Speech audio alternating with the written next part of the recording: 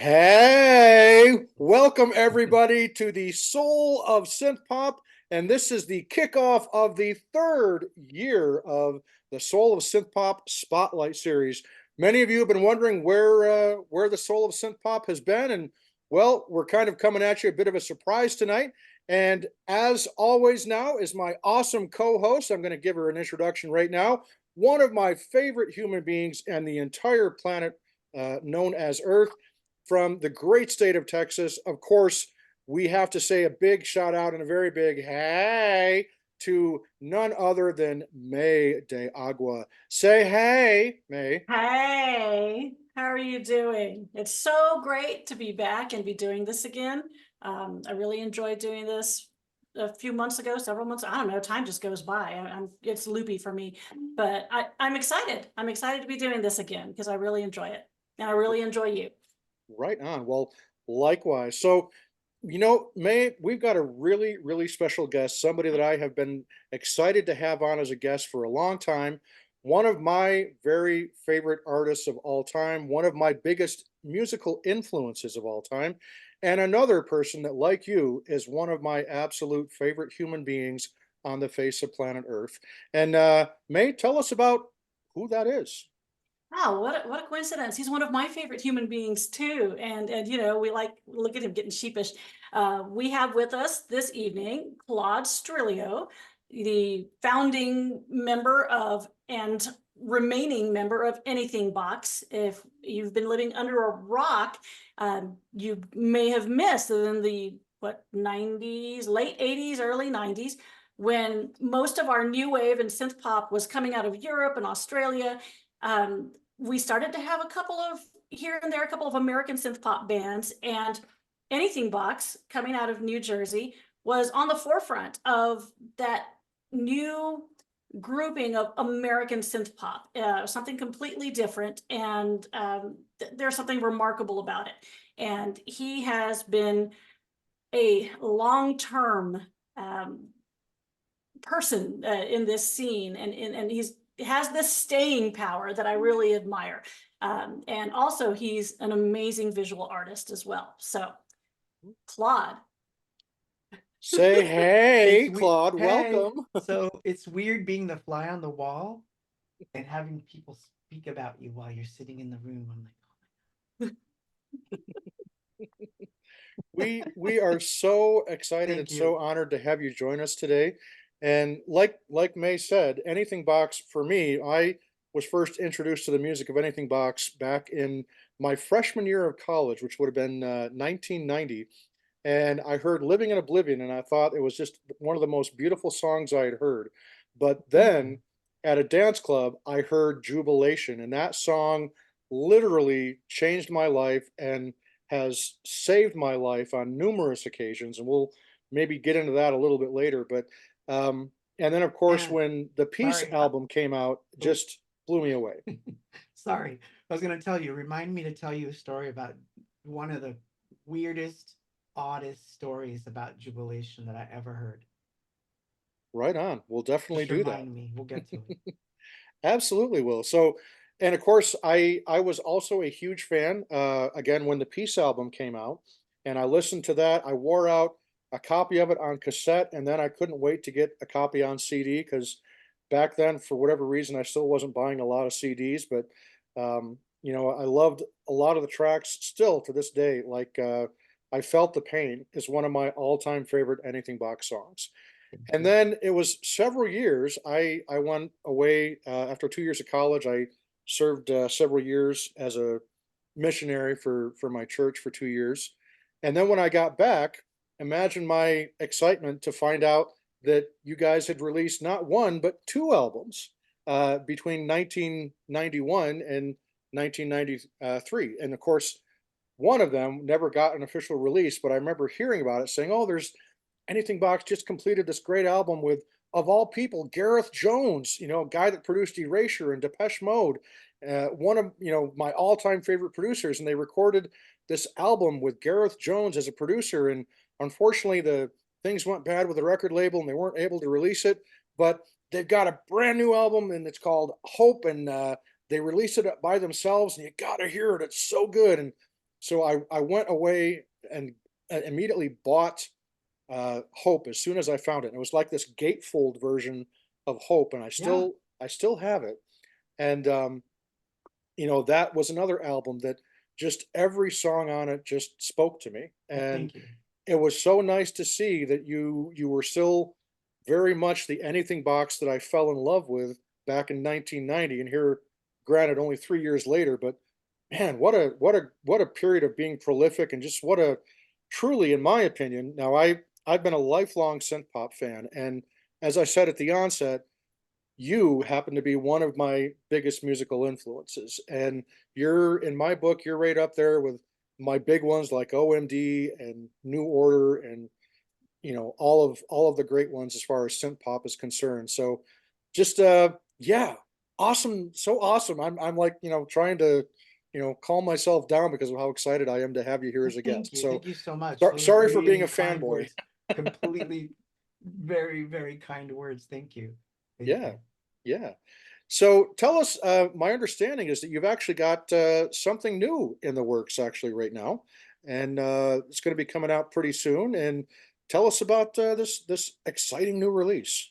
So in 2020, when we were all unfortunately locked down and all that crap was going on, Hmm. I started doing this thing called the Quarren streams, Hmm.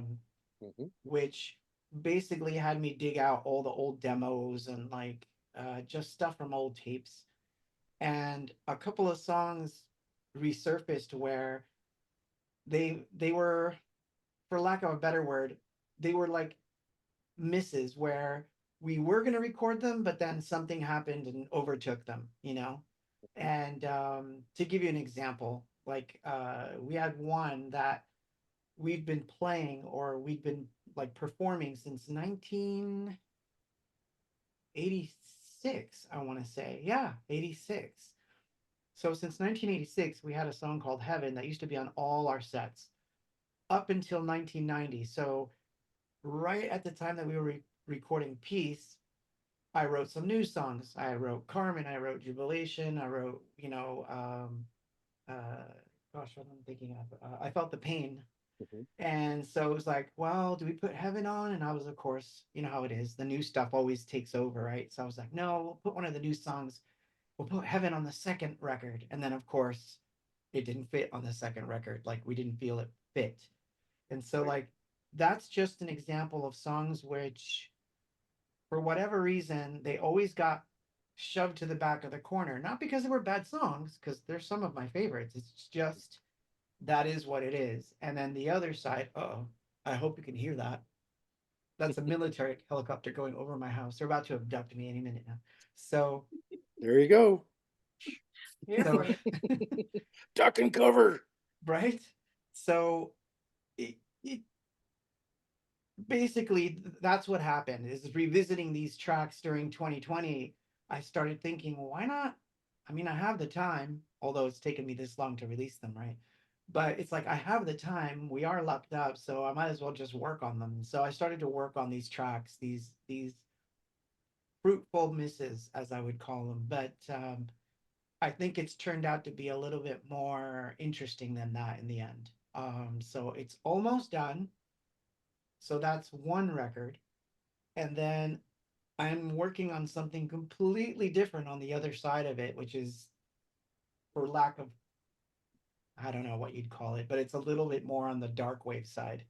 Um, and so I can see like how people will connect this particular record to Hope and Worth and be like, oh, this fits right in because of course it's from the same eras, you know? Right. So anyway, long-winded answer. No worries, no worries at all. So do we have a title for this upcoming release? We do, but I cannot tell you what it is. Ooh, Because the minute that I would reveal that title, someone would go and grab it. But I can give you a hint. all So right. I found a word or a term. It's a psychological term, and it's one word. And when you pop it into Google, you only get like five results, and you know you really want that title, right? Right, right. Yeah. And there's no other record or anything that's ever used that term. And I was like, oh my God, I found the mother lode. Yeah. Not for just one record, but for two, because you can spell it two different ways. I'm like, this is great. So that's how, so I can't tell you the title, but it is a psychological term. Album one will be very apparent why it was given the title, and album two will be very apparent why it was given the same title but with a different spelling. Does that make sense? Makes That's makes cool. perfect sense. That's So us. Yeah. so really what you're saying, Claude, is that the album will not be called Tacos. Correct. Okay. All right. Well, It was a long, What hard a choice. as disappointment. long as you don't use that one because that one's spoken for, right? Right on, mate.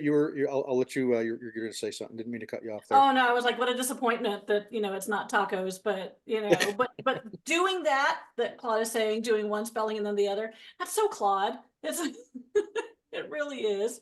That is typically me to do weird, Yeah. weird crap like that. Yeah. Yeah. Yeah. Definitely. So tell us a little bit about we were talking. You started off talking about the quarant streams, and Yes. we all remember what it was like, especially during that first year of the pandemic being in effect. And of course, I had my own bout with COVID in 2020, and it was one of those instances where I got so sick. I never felt like I was going to die, but I felt like it was never going to end. I was sick for like 2 full months, and so to have something like your quarant streams all throughout that year and beyond, every Friday night was such an amazing way to not feel quite so isolated, because of everything being shut down and locked down. And it was great for me because I was able to connect with some really cool people. And May, correct me if I'm wrong, you're one of the people that I connected with via those quarant streams. Did we not meet during Claude's quarant streams, or did we cross paths somewhere before that? Yeah, this is, if I get emotional and choked up, this was absolutely the crux for me. Was I had, when you talk about having followed Anything Box for so long, I discovered their music right there that summer of 90. Um and then we moved and just was in kind of a music desert area, and I kind of lost track of Anything Box. And it was really, mm, you know 2019, 2020, right there, January maybe, when I started rediscovering the music, because I never let go of my Peace CD. And so I started going back and saying, oh my gosh, I've missed all this music. And then the pandemic happened. We had to get on Twitter because that's the way my kid's school was keeping track. And I never wanted to be on Twitter before. And the first thing I did was, because I'd been looking at Spotify's got the links for, and I'm like, oh, let me check out this guy's Twitter. And then the first thing I really saw was his work that he does with Flex Seal. And I'm a very textural person with art, and I just, oh wow, this is awesome. And that's how we connected. And so all this time I'd gone without knowing what was going on with the band, with the person, with the art. And so I was there at the very beginning, the first streams, when we couldn't figure out which days he was going to do them on. It might do 2 a week, one's like on a Oh yeah, it was Tuesday. crazy. And We so, did. yeah, and it was just really random.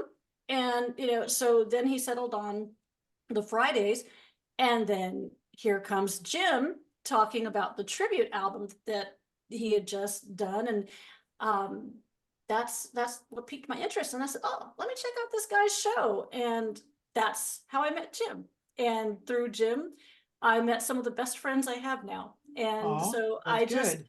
I just think it's amazing that, what it was such a rough time, but I think that a lot of people made connections they would have otherwise not made. And so Well, I am really, really grateful, absolutely grateful well, for thank you. the quarantine streams. So I gotta tell you something which is interesting about this whole thing. So Jim, before we were taping, right? You said you don't believe in coincidences. Right. So neither do I, by the way. I think that everything happens for a reason, There's and Providence steps in whenever it has to make things work. completely So agree. yeah, so this is what happened.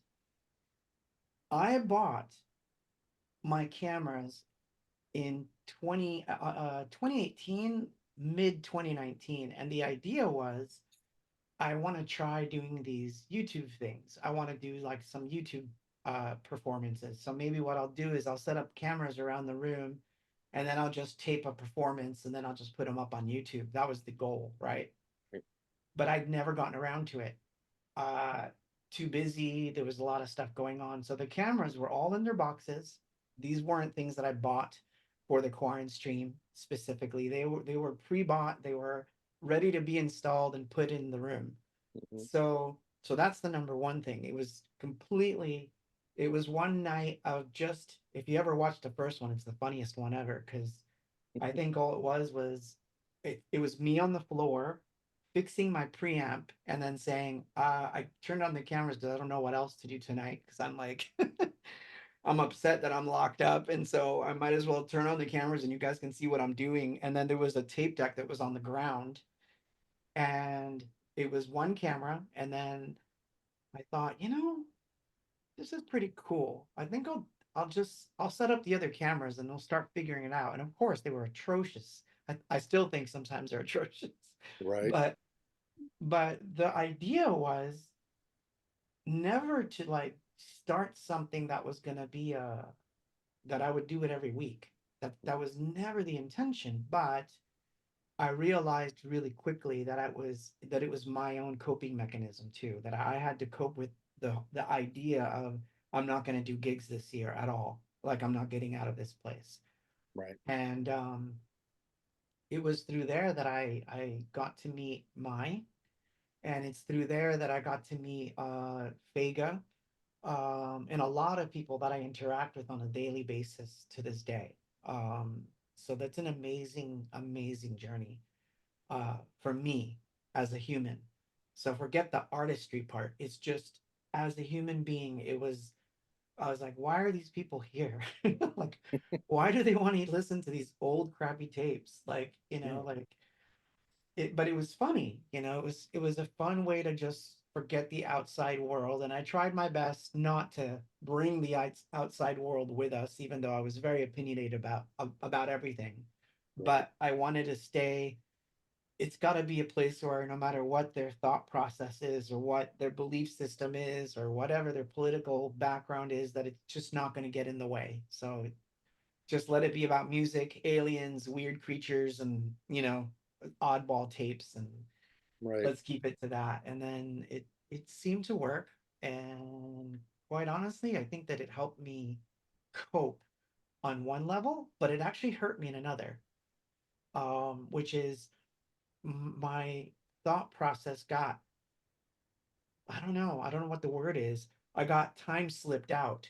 So I feel like in 2022, 2023, I started to have the actual emotions of being locked up. Does that make sense? No, it It's like it totally took a makes sense. Yeah. long time to Yeah. catch up to me, and I Hmm. was like, Mhm. like all the suffering parts started to happen because I was like, but I have gigs now. Why am I feeling this strange anxiety as if I'm like all locked up? And it was because I put it off. I put the suffering off for a while, and then it came back to bite me a little bit. But it's turned out to be a good thing because I think that's what informs the music and the art. So whatever helps, even to my own detriment, I guess. You know. Right. Well, I can tell you from a fan perspective, and May, you can chime in here anytime you want to let me know if you agree with what I'm about to say. But the thing about music, the reason why music is so powerful is that music speaks to everybody, regardless of what Right. language they speak. My mother always told me that she felt that music was the true language of God, that music is what really brings people together. And the very first time, and now I'd heard that phrase all throughout my life, that music has the power to unite people and bring people together. And the first time I ever experienced that moment was in Hollywood, California in 1998 when I went to see Kraftwerk play at the Hollywood Palladium. And I think you were there, weren't you? Because I I You mean the believe Hollywood Bowl, right? The bowl. no, it was the Palladium. No, that was I went to the bowl one. Ah, okay, all Yeah. right. But that was the first time, and of course, Kraftwerk are like my all-time favorite band. They are my they're my biggest influence. And so I never thought in my life I would have an opportunity to see Kraftwerk. And this was, back before Florian Schneider passed away. So both Ralph and Florian were there. And it was the first time that I ever witnessed literally a cross section of America. You had the new wave guys that you would expect to be at a Kraftwerk gig. You had the synth pop guys that were, The and then jazz types. you had the jazzy types. You had the goth. There were goths that were there. There were, and the big shocker was that there were a lot of hip hop guys. A lot of, and up in the balcony. If you remember where the Palladium, how the Palladium was, there's like this balcony that was up on the top, and that's where all the VIPs were. And you had all these celebrities that were up there, like people that their music isn't anything at all like Kraftwerk, but they all showed up to pay their respects. And it's like all of a sudden, Kraftwerk, when they start playing Autobahn, and then I think they started with Numbers or something like that, but then it went from Numbers into whatever song it was next. But when they played Autobahn, for me, it was like I was overcome with emotion, because for me, that was the song that began my interest and my fascination with the synthesizer and creating electronic music, was that particular song. And to be there in the moment as Kraftwerk, the two men that were responsible, perhaps more so than anybody else, for creating this genre of synth pop and electro pop, and undeniably they were influencers of hip hop as well, early hip hop Absolutely. and rap. And to see all these people that on any other given day, they would not have a whole lot in common, that you would think, right? But yet here they were, a literal, every race, everything you could think of, a true vision of what America was supposed to represent, the whole great American melting pot thing. And I saw these people. There were guys that were dressed like gangbangers, and they were there, and they were bopping along right next to the, middle-aged 50-year-old guys that were, remember Kraftwerk from the 70s like I did. And that was the first time that I really got it, if that makes any sense, where it's like, Absolutely okay, makes sense. I truly get this now. And so where I'm tying this all in with the whole Quarant Stream thing is that your music, and really, I think any of the great ones, the music has the ability to speak to a wide range of people. And when you hear a song and it really truly pierces you to your innermost core, and you've got several songs like that that do it for me. Jubilation, Thank as you. I mentioned, was one of them. And so to be able to have this great venue of the Quarant Streams, to come together with other several of my friends that were in the synth pop community were also attending the Quarant Streams, like Darren, right now, Yep. May, Darren was there, and Mhm. I think Randall from Eloquent joined us a couple times. He was on there, and Absolutely. Yeah. but then I got to meet some great people, like your friend Steve, Steve Baldo, Yep. and so many other great people. But one of the people who left a truly indelible mark on me as a human being, and somebody who I just was a blessing from God, I think in so many ways for me, was Fega Felipe. Absolutely. And Absolutely.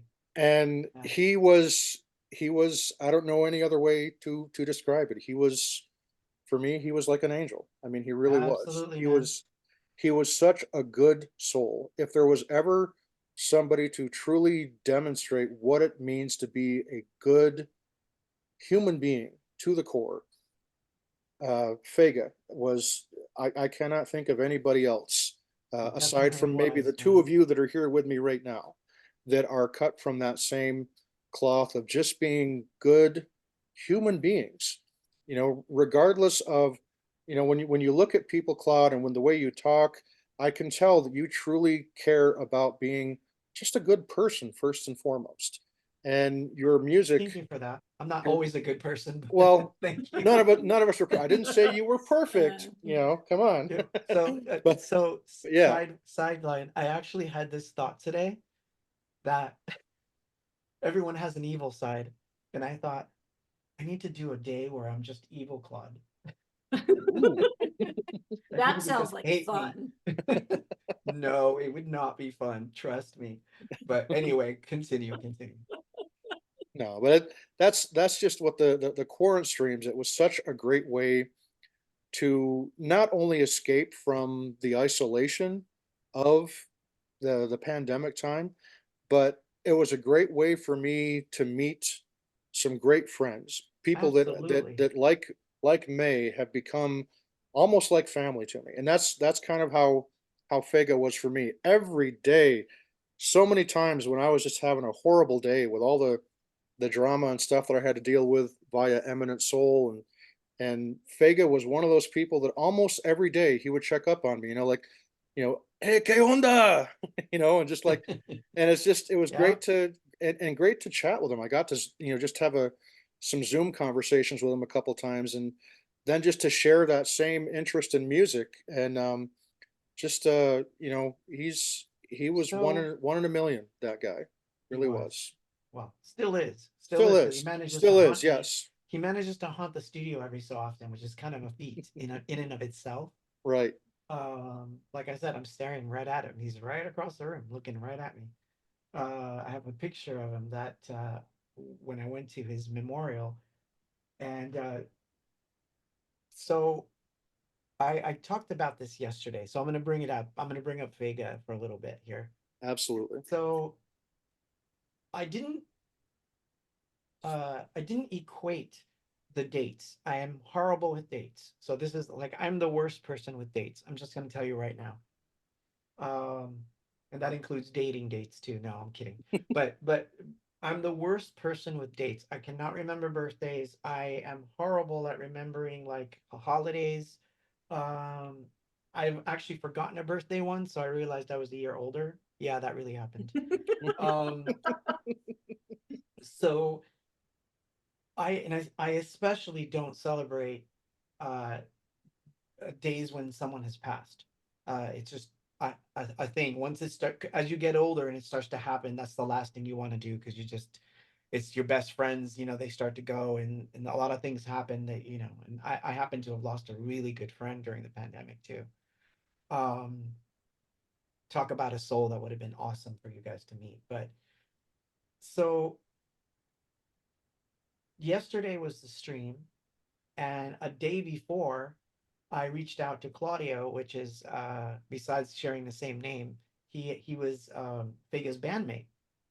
And I reached out to Claudio and I told him the funniest thing happened. I've been working on the studio, I've been doing all this rewiring, and out of nowhere, hold on, I will show you. Worth showing if I can get it out of here. In the meantime, I'm over here like, okay, look at that picture. Look at the Where where his memorial was this particular uh, church, or I don't know that I would call. Well, yeah, it was a church. It wasn't like a conventional church, but it was at a church type place. And this caught my eye because he used to tell me this is my favorite A-Box song. So when I went to pay my respects, this was the first thing that I saw. no. So I kept it, and I kept that with a postcard that I have of his memorial. And so as I was cleaning the day before the stream, this fell off out of nowhere, just fell out somewhere around here. I was cleaning something, so I have no idea where it was, but it fell right on the keyboard, and I was like, "Hello." Oh man, and I got that weird feeling like, it's like, yeah, I definitely remember, like and then I was digging through these books, and then of course his picture fell out. So I put his picture up.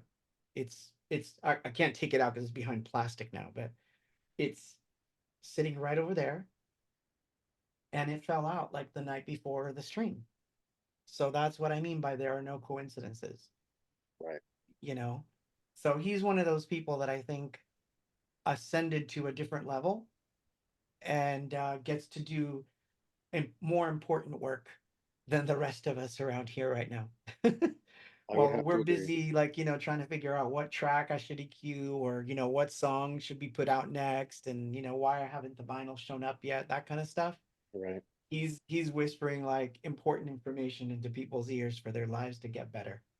Yeah. So I definitely loved him. And what I found interesting is that without the corn stream, I would have probably never met him.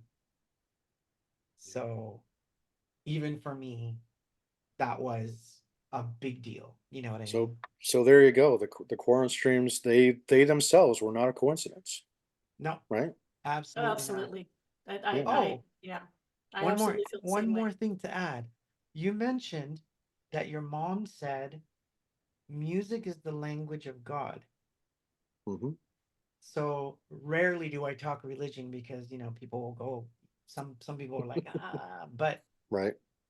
I've studied religion quite a bit. So in the Bible, in the Quran, in the Jewish faith, Genesis always begins with, and God said. It is a sound. He made a sound. He spoke. Hmm. It doesn't say he thought up or his first thought was, let me do this. No, it says, and God said, meaning there is a correlation with sound somewhere. And I firmly believe that. I believe that more than I could explain in words. Because I study sound frequencies and I mess with them and I do things and I've seen weird things in sound. So I really believe that music is definitely a communication device that goes on a much higher level than just normal language and spoken words. Right. Well, one of the things that I'm sure we'll dive into as we get into some of the topics that my podcast covers is all about. I've been studying a lot about things like consciousness and specifically how much of a role frequency plays in, quite obviously, not just the nature of sound and music, of course, but just the whole, anybody that has a belief that there's, something else out there, that with certain frequency vibrations, there's, all kinds of cool things that start to happen. And so I completely believe in the importance of um, sound is an amazing thing, and so is tied in with frequency, and I think it ties in with consciousness and all these other things. So yeah, we'll Absolutely. we'll definitely come back to that one. May, you were going to say. I just like totally kind of on that same and off everything else. I was listening to a documentary and it was on Stonehenge, and I wish I could remember the series. It was on Amazon Prime, and they were talking about the possibility of what the purpose that Stonehenge served, and they talked about sound, and they used dodecahedron, the 12-sided speaker in the middle of the stones, and to have the sound emanate, because they said, these ancient people would have been making these sounds in the Mhm. circle. And first I'm like, where can I get one of those speakers? Because Yeah, I need that. I Right. want one of But those. it was pretty amazing to see that, it was these frequencies and this there's a healing aspect of sound and music, and um, even more so when it is something that, not just by the actual sound and frequency itself, but by, when you start throwing in lyrics and you start throwing in more meaningful things. And it's that universal thing that you talked about. It's healing, and there's no arguing that what Claude did during the pandemic with the corn stream, it was Thank you for healing. It was that. absolutely Mhm. healing for a lot of people. And 100%. if you ever aren't quite sure, there were a handful of other bands that I would see that were doing streams, and but one of the big things that we saw was club DJs who didn't have gigs to do anymore, and so they went to Twitch, which is traditionally a gaming platform, but they started streaming DJ sets out of their apartments and their homes, and these communities came together of people who would have been at the clubs, and you have people Yeah, from, across the nation, even around the world, who made these connections, made friends. Again, I made friends there that I have met in real life that, just priceless friends. I saw in one community, a couple came together from across the country. They were both in bad situations, stuck with the people they were stuck inside with. And as soon as they were able to, one moved across the country, and they've been together since. So you see that's music, just the healing power that music and sound has. Which is why we got to protect it. Absolutely. And I definitely wanted to talk, have you talk about that, because I know something that Claude is passionate about is copyright, protecting, your work. I got to see, I was actually, I'm not saying I was there, but I got to see the start of Claude's interest in doing NFTs and the blockchain. And because he started asking questions, I had a friend who was really into that. And I said, hey, you two talk to each other. And so I got to see and watch this as he figured it out, worked it out, and shared with everybody. That was the most important thing. He didn't just learn this and keep these secrets to himself. He said, hey, everybody, I want you to see what I'm learning, and do it too, because it's really cool. And a lot of people are still making fun of NFTs and cryptocurrency, but Not that funny anymore, though. it's Yeah. exactly. It's getting very serious very Yeah.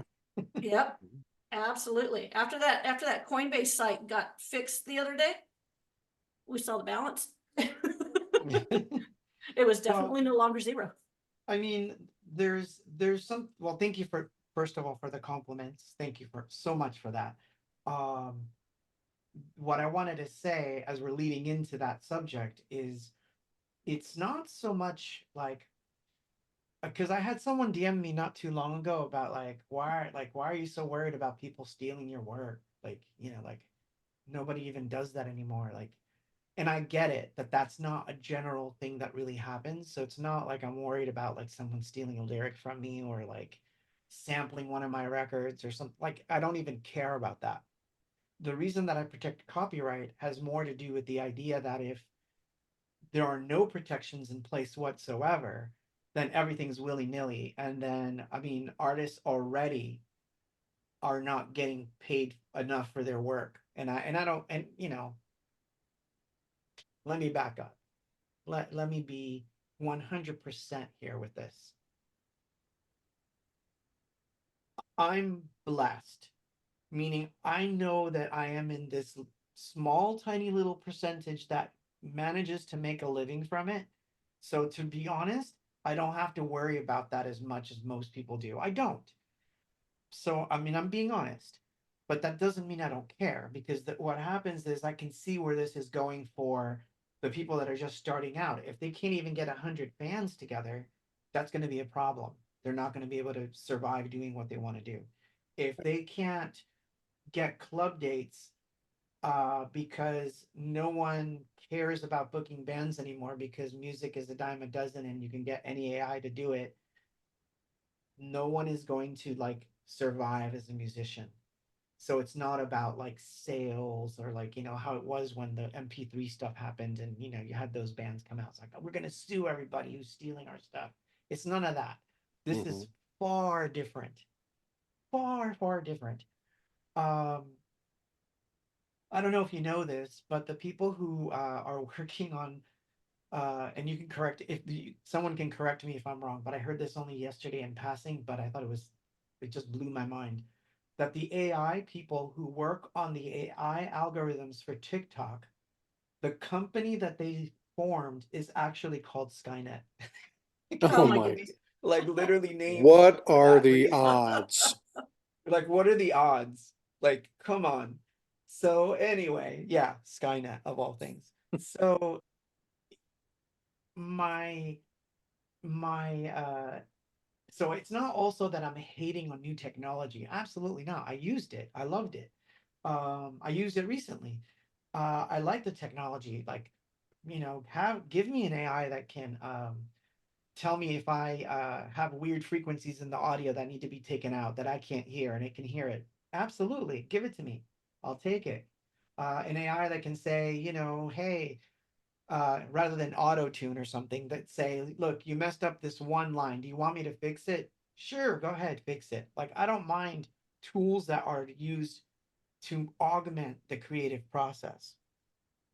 Like, obviously, I was never afraid of Photoshop replacing, paste up and all that stuff. Like, there's a lot of things that the technology brings to us that's wonderful, Right.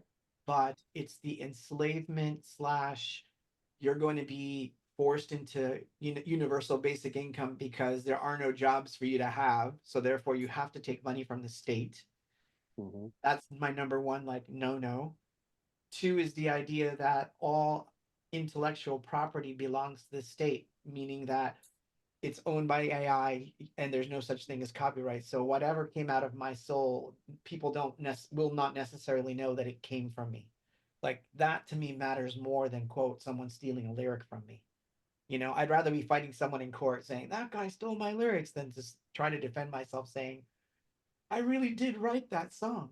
Right. I So mean, the saying that we're hearing, you'll own nothing and be happy, right? exactly. I mean, Yeah, that's, yeah. it's a strange Fight thing. fight that all the way, man. All the way. Has Fight to the be fought power. all the way.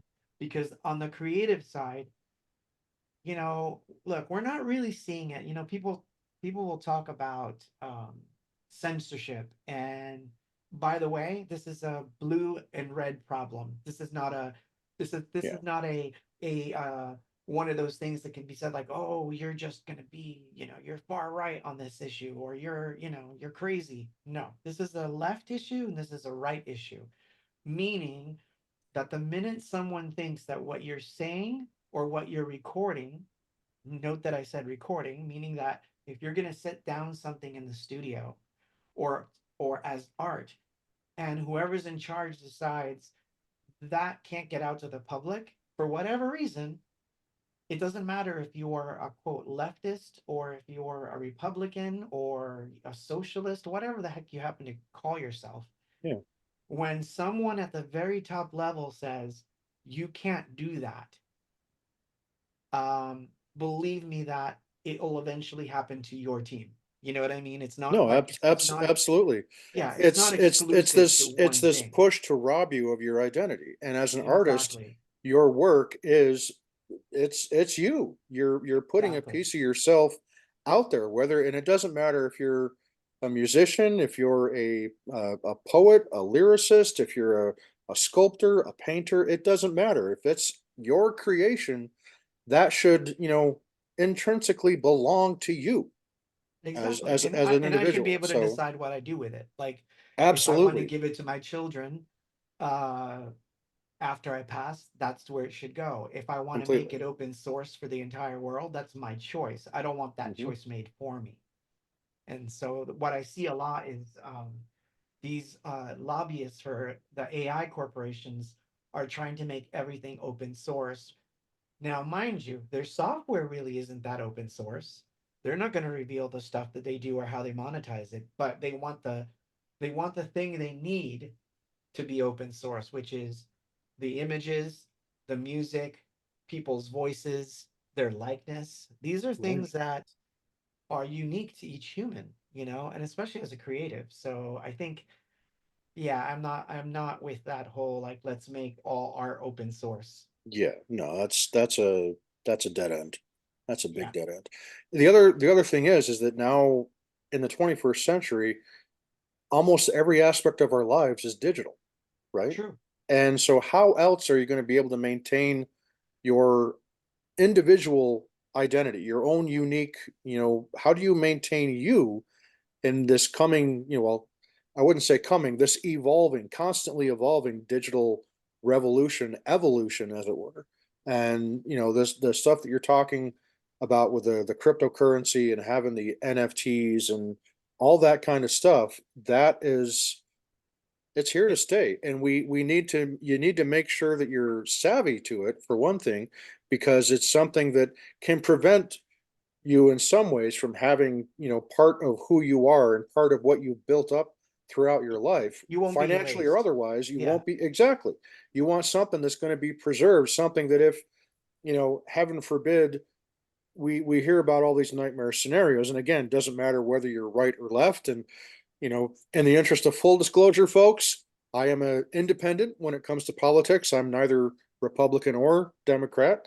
or as I like to tell people, because I was born and raised in New York, I'm no longer a Democrat, and because I've lived in Utah for 30 years, I'm no longer a Republican. So I just care about, Good you know, point. yeah, exactly. So it's, you want to have something that should everything fall apart, your money is not tied to somebody else controlling the system, which is my understanding with the blockchain stuff. It's got a lot more security aspects built into it than just simply having, Yeah, doing my online banking the traditional way, right?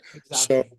You so control your own money, and there's a famous saying that you can find it where they ask Obama why he doesn't like Bitcoin, and they said the reporters asking him. You can find this video if you Google it. It's actually very interesting. He mhm. he he says, "Is it that you don't like Bitcoin because it's like every single person having a Swiss bank account?" And Obama looks at the reporter and says, "It's because everyone has their own Swiss bank." Uh-huh. It, Boom. And that was but my that's an interesting hmm thought. yeah, Yeah, that is, yeah. Yeah, your own bank that no one can shut down or stop. yeah. And I and So I, I have to say, you've actually influenced. I think my wife at one point, once we got into the quarant streams, because she didn't watch one, but I was always telling her and updating her about all the stuff that you talk about with well, thank cryptocurrency. And you. I'm like, Michelle, we got to get in on this. We got to figure out how to, dip our foot in the pool, as it were. And so not too long ago, she set herself up with something, and I don't know which one it was. I know it wasn't Bitcoin, but it was one of the other ones. And sure enough, she's already gotten many times over the amount of money that she initially invested. And it's not, not to make it sound like some, thousands of dollars or even hundreds of dollars. I think it was probably an initial investment of like $1.25, and I think she's up to maybe $7 now. So Hey, hey, it's in the black, right? So yeah. You that's all that definitely see matters. that growth. You see Yeah, that growth, and yeah, sometimes you see a little dip and you get a little nervous, but you Oh, know what? you It could lose goes your back shirt. up, and you yeah. know, But it's it's the Correct me if I'm wrong. It's like Vegas. You don't want to risk any more than you're comfortably able to lose, right? correct. absolutely. Essentially. Yeah, I mean, but Mhm. it's also the idea of using it. So like one of the things that I talk a lot about is the idea of actually using it. So for example, I have a Coinbase card which basically is tied to my Tezos, which is one of the cryptocurrencies I love.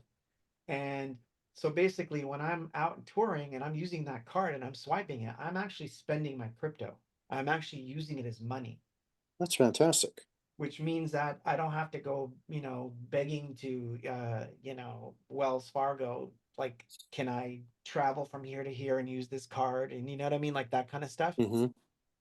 It's independent of all that. It uses that system, but it's sort of sidelining it. It's actually using my crypto, and I like that because I get to spend it, so I get to see how it is money, and at the same time I see that it's decentralized, meaning I'm funding it from my own private wallet. So like when I need money in that card, I just send it from my private wallet to that card.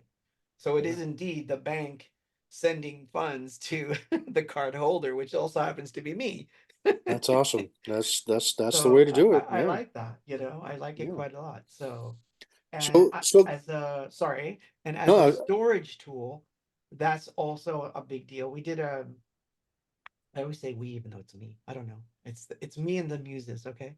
So, but there was a stream that I did that was based on the importance of files and books being digitized and put on the blockchain so they can't be altered. That's another big issue because mhm, what we're seeing is that books are being literally changed. They're taking the edition of a book out, changing the actual history of a book, and then putting it back on the shelf. right. And we can't have that. We Hmm. have to know what our real history is, whether it's tainted, horrible, whatever it is. You can't sugarcoat it, but it needs to be preserved. And we have to Completely make agree. sure that books don't disappear, even the bad ones, even the ones we don't like. Right. Well, Uh, that's what the First Amendment is for. The First Amendment is not there to protect popular speech. It's not there to protect the stuff that everybody likes to see or hear. The First Amendment is there to protect the unpopular speech. And I hate to say it, I mean, but there is this term hate speech, but guess what? That's protected too, because for me, the way I look at it is if I've got a neighbor who's a neo-Nazi, history shows us that those kind of people generally like to show you who they are. And so exactly. if you're gonna deny them the opportunity to show you who they are by silencing anybody who has even a slightly different viewpoint than you do, and even if they're not an extremist like a Nazi, you've got so many people on one side want to silence the other because they just it triggers them for whatever reason. And where did we go wrong? I mean, because it didn't seem that even 20 years ago we had this. And so I don't think we did. it's just a great example of how the world has just become so tribalistic. I mean, really, it's like you're either with us or you're against us, to put it in, Yeah, definitely there's a lot of division going on, a and lot of it, a lot of it, which is where, for me, again, that the having that music to escape to, whatever music it is that people gravitate towards. And it doesn't have to be synth pop, doesn't have to be anything box. It can be, whatever it is that in that moment when you just need a release, you need an escape, you need something to remind you that, God, I feel alive again. I feel I'm human. a, I'm actually a person sitting on a little blue world. Oh my Right. God. Exactly. And so that's it's great to stop and remember that and have reminders of that every now and then. And that's one thing that, again, we got so many things out of these quarant streams that you've done. And it's been I feel bad because I don't get to join as many as I used to. In fact, I think it's been months since I last was able to pop in and say hello on one of your quarant streams. It's always fun when you do, though. But it's a blast. I mean, May, remember, and Claude, I don't know if you remember this. Who was it, May, that started the cilantro war? It was Fega and It was Sean. Fega. And Sean Kelly, because The Sean he was cilantro there war. that night, and so Sean is very anti-cilantro, and Very. so yeah, you and I are pro cilantro, and so yes, and I have been honestly, because Kevin designs t-shirts, and we've been trying to get around to doing one that says, because Vega also was about his hashtags, and I've been wanting to do hashtag the cilantro conflict, because never Awesome. forget, because that's what it was, that's what came out of that, was the hashtag the cilantro conflict. So And pro cilantro. you Pro person, cilantro. and you Good know to what? know. And I had to tell Sean the other day. I said, I am so sorry, but you've lost someone to the green side, because my daughter Nora, who she tastes the chemical PTC. So cilantro tastes like soap, cucumbers. She can smell them across the room and gets disgusted. We were out for her birthday lunch the other day, and these birria tacos that are so amazing. And I Oh, looked across the table and I saw that she had sprinkled the cilantro all over all her tacos. And I was like, when did this happen? What happened?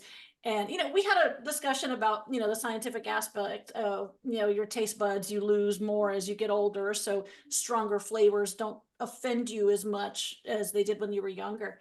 But yeah, that was it. Sorry, Sean, you lost an ally. She's now Cilantro. pro well, Cilantro. cilantro. and remember the other thing that was kind of a catchphrase with between me and Fega was albondigas. Albondigas. Albondigas. Yes. Albondigas. And then when it came to cryptocurrency, there was hashtag cryptocurrency, Cryptocurrency. because I think it had to have come from Claude typing. It was a Yeah, typo. I wrote I wrote cryptocurrency, So yes. So we have hashtag cryptocurrency. So yeah. which is okay. I believe in that too, so I'm all That's right. right. There you go. It fits. It fits. That's right. Yeah. So we've had such a great time connecting with people via your current streams, Claude, and it's just been so much fun to have that escape to go to hear your insights on not only your creative process of not just your music but also your art. So let's kind of shift gears a little bit and talk about the visual aspect of your art and how long you've been doing these great uh, paintings and stuff that a lot of which has ended up as the artwork, like, the great artwork for peace, and pretty much everything that's come down since then has been your artwork, correct? Yeah, Your yeah. own creation. So how do you feel your visual art aspect integrates with your music? Well, yeah, Do they man, come from the same place? they come from the same place. It's a realm, okay? It's a realm. But so visual art came first. So this is an important one because, like there's people that'll say, well, music was the first thing that I discovered and that's why I became a musician. I heard this record and this happened and blah blah blah blah. And that's how usually it works. Hmm. For me, I can tell you what my relationship to music was to the T. My mom and dad wanted me to take guitar lessons, and I went once. I went home and I said, I hate the guitar. I don't like the teacher. I don't want to play that darn thing, whatever. I don't care if you paid for it. I'm not going back. I was like 8 years old or something. The guitar sat in a corner of the room. It sat there for years untouched. So, but I always drew. I was always drawing. Um, I drew strange things. I used to like to draw really weird things. So I started off like everybody else that's like an 8-year-old kid, little boy, right? Germans on one side, the English on the other, or the Americans, and they're going to shoot at each other. And, there'll be a blown up tank on this side. And, you think this is where you want to go with the art. But I had a very strange experience when I was a kid. I actually drowned in a lake. Like I literally drowned. Wow. And I was pulled out of the water and they had to resuscitate me. And there's this idea there's two ideas in my brain now that I've gotten older and I can be more uh, risque by telling the story because years ago I would not have told the story. So there's either two things that I work here. One, I died, came back and my brain got damaged and got scrambled up so that when I came back home, I saw the guitar and I was like, that's a very interesting instrument. And I picked it up and started playing it. Right. So there's that one aspect. And then the other aspect is, well, you died, but whoever came back wasn't the other guy. You're the alternate. You slipped in from a different dimension and now you're this guy, but the other person literally did drown. You're good. You're the alternate reality Right. shifting into this body and you Hmm. just happen to also like music. The So changeling. yeah, the changeling. So I came back. I did die. I came back, and then the guitar that had sat doing absolutely nothing suddenly seemed interesting. And then I wanted to like learn about why I like the sounds. And then the sounds were interesting. All sounds were interesting to me. And but you asked me about the art. So I'll get back into that too though. But art never stopped. I wanted it to be my first thing.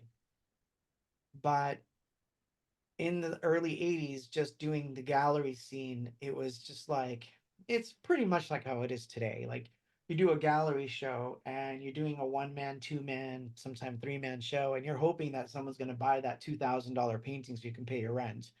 And more likely than not, it's a lot of people shaking your hand saying really good work and then not buying anything. And you're like, now what?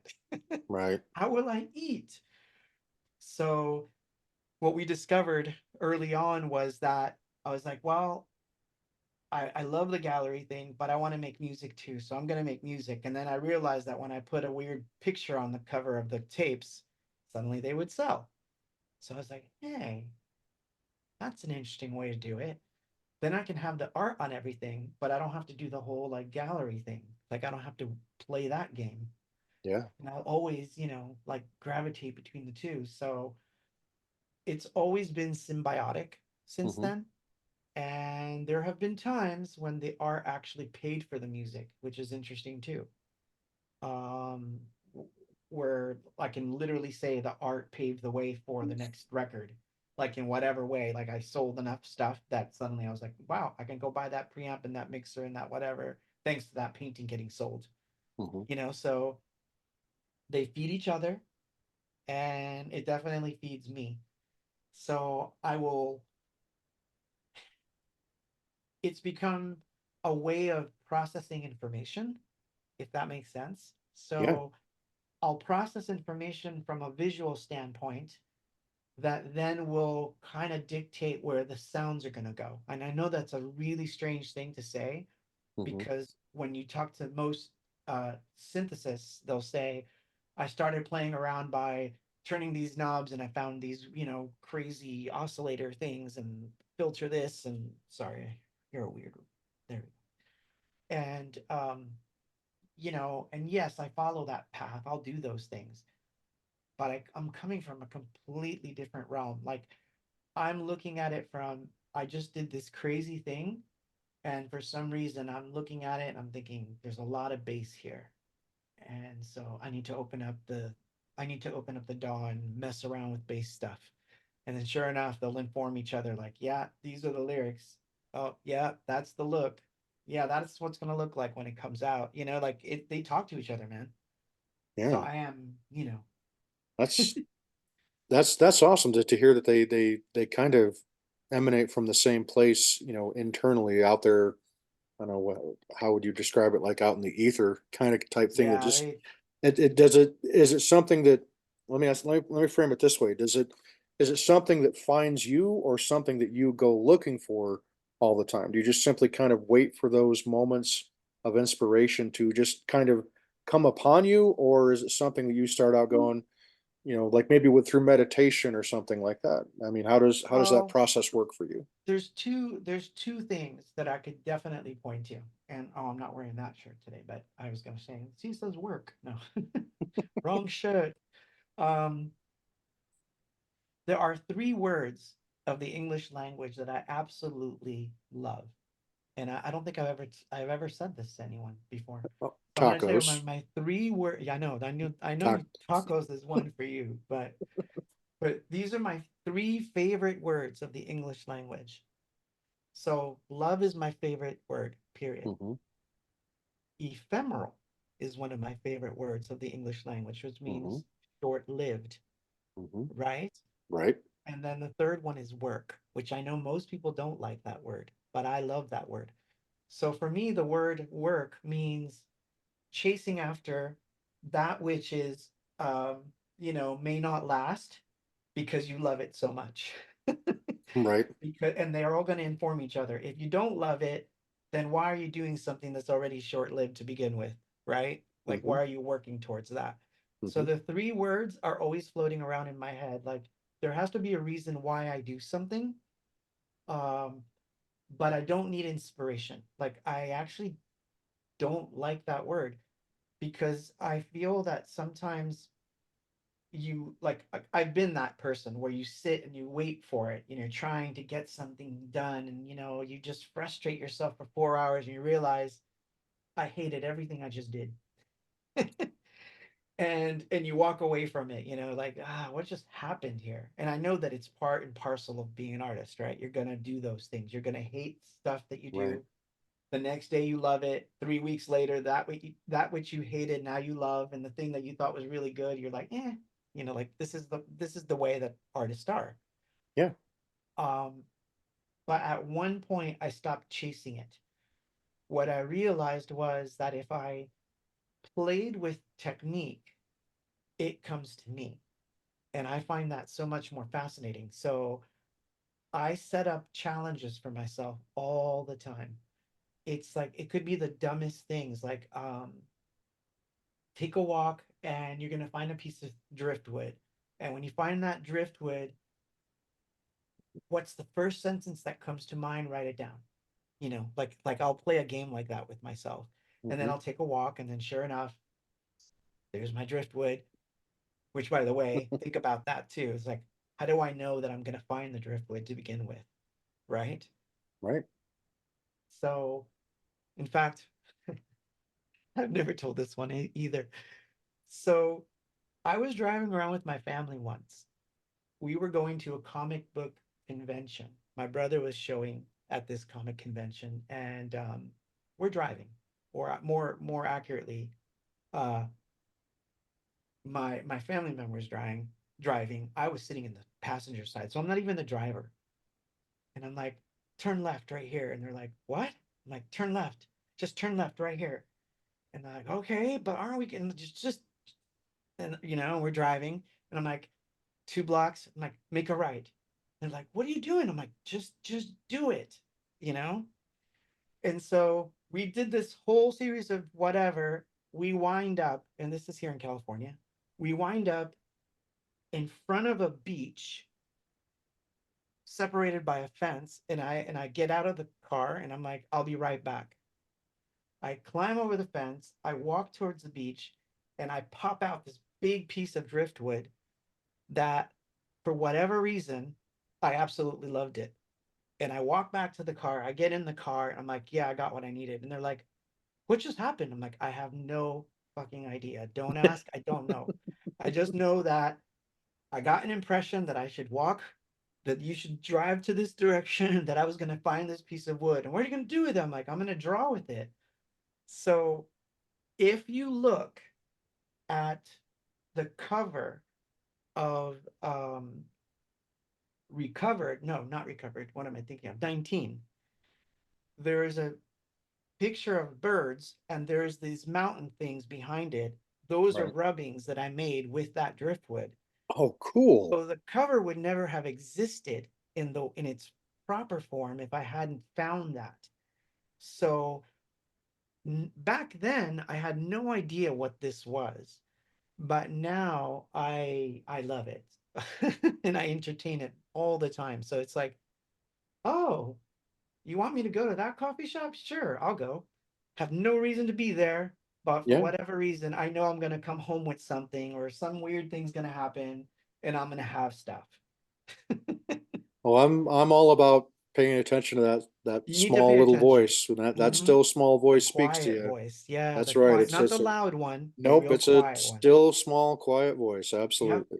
When Well, you that is so cool. So you turn this piece of driftwood into like rendered it down some of it like into like a charcoal tool. pens kind of Yeah, things. it's like a Wow, tool, that's and I so still cool. have it. I still have it, and in fact, I've collected quite a few of those kinds of things where, for whatever reason, Yeah, it's I'm supposed to do something, and I'm like, yeah, okay. And this is how I find really cool things. Like, I really find really cool things. right. So just so that you can properly think I'm crazy. Oh, where is it? Oh, that's right. I moved them because they're another part of the studio now. Ah, crap. Okay, I can't show you.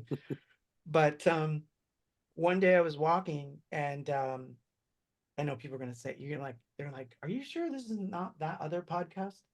I'm not hearing a lot of talk about synthesizers here. But Oh, just wait till we get started on the other stuff, folks. oh, okay. So I'm walking, and I get this impression to dig, like to literally dig. Hmm. And I start digging by this tree, and out pops this big, big quartz crystal. Hmm. And I'm like, you're mine. You're supposed to Wow. be mine. And it's like like the funniest thing. Like, I can go somewhere and I know that I'll be drawn to a crystal or something that I'm supposed to pick up, and so I do. So, like, oh man, I could swear it's here. Oh, it is. Mhm. So check this out. So this is one of the crystals I found, right? Oh, So neat. my little good That's luck charm. cool. So it sits right here. But this, I was walking in the woods, and it's like, if you go in this direction, you're gonna step on something cool. Wow. Wow. Oh my That's gosh. awesome. Good That is really heavens. cool. So yeah, Was that in and California? Where did you come no, across this that? was actually in Kansas. Really? Yeah. I So wonder what the history of that is. Holy I cow. don't know, As but you long as obviously. So yeah, I don't chase it. I don't chase it. I listen to it.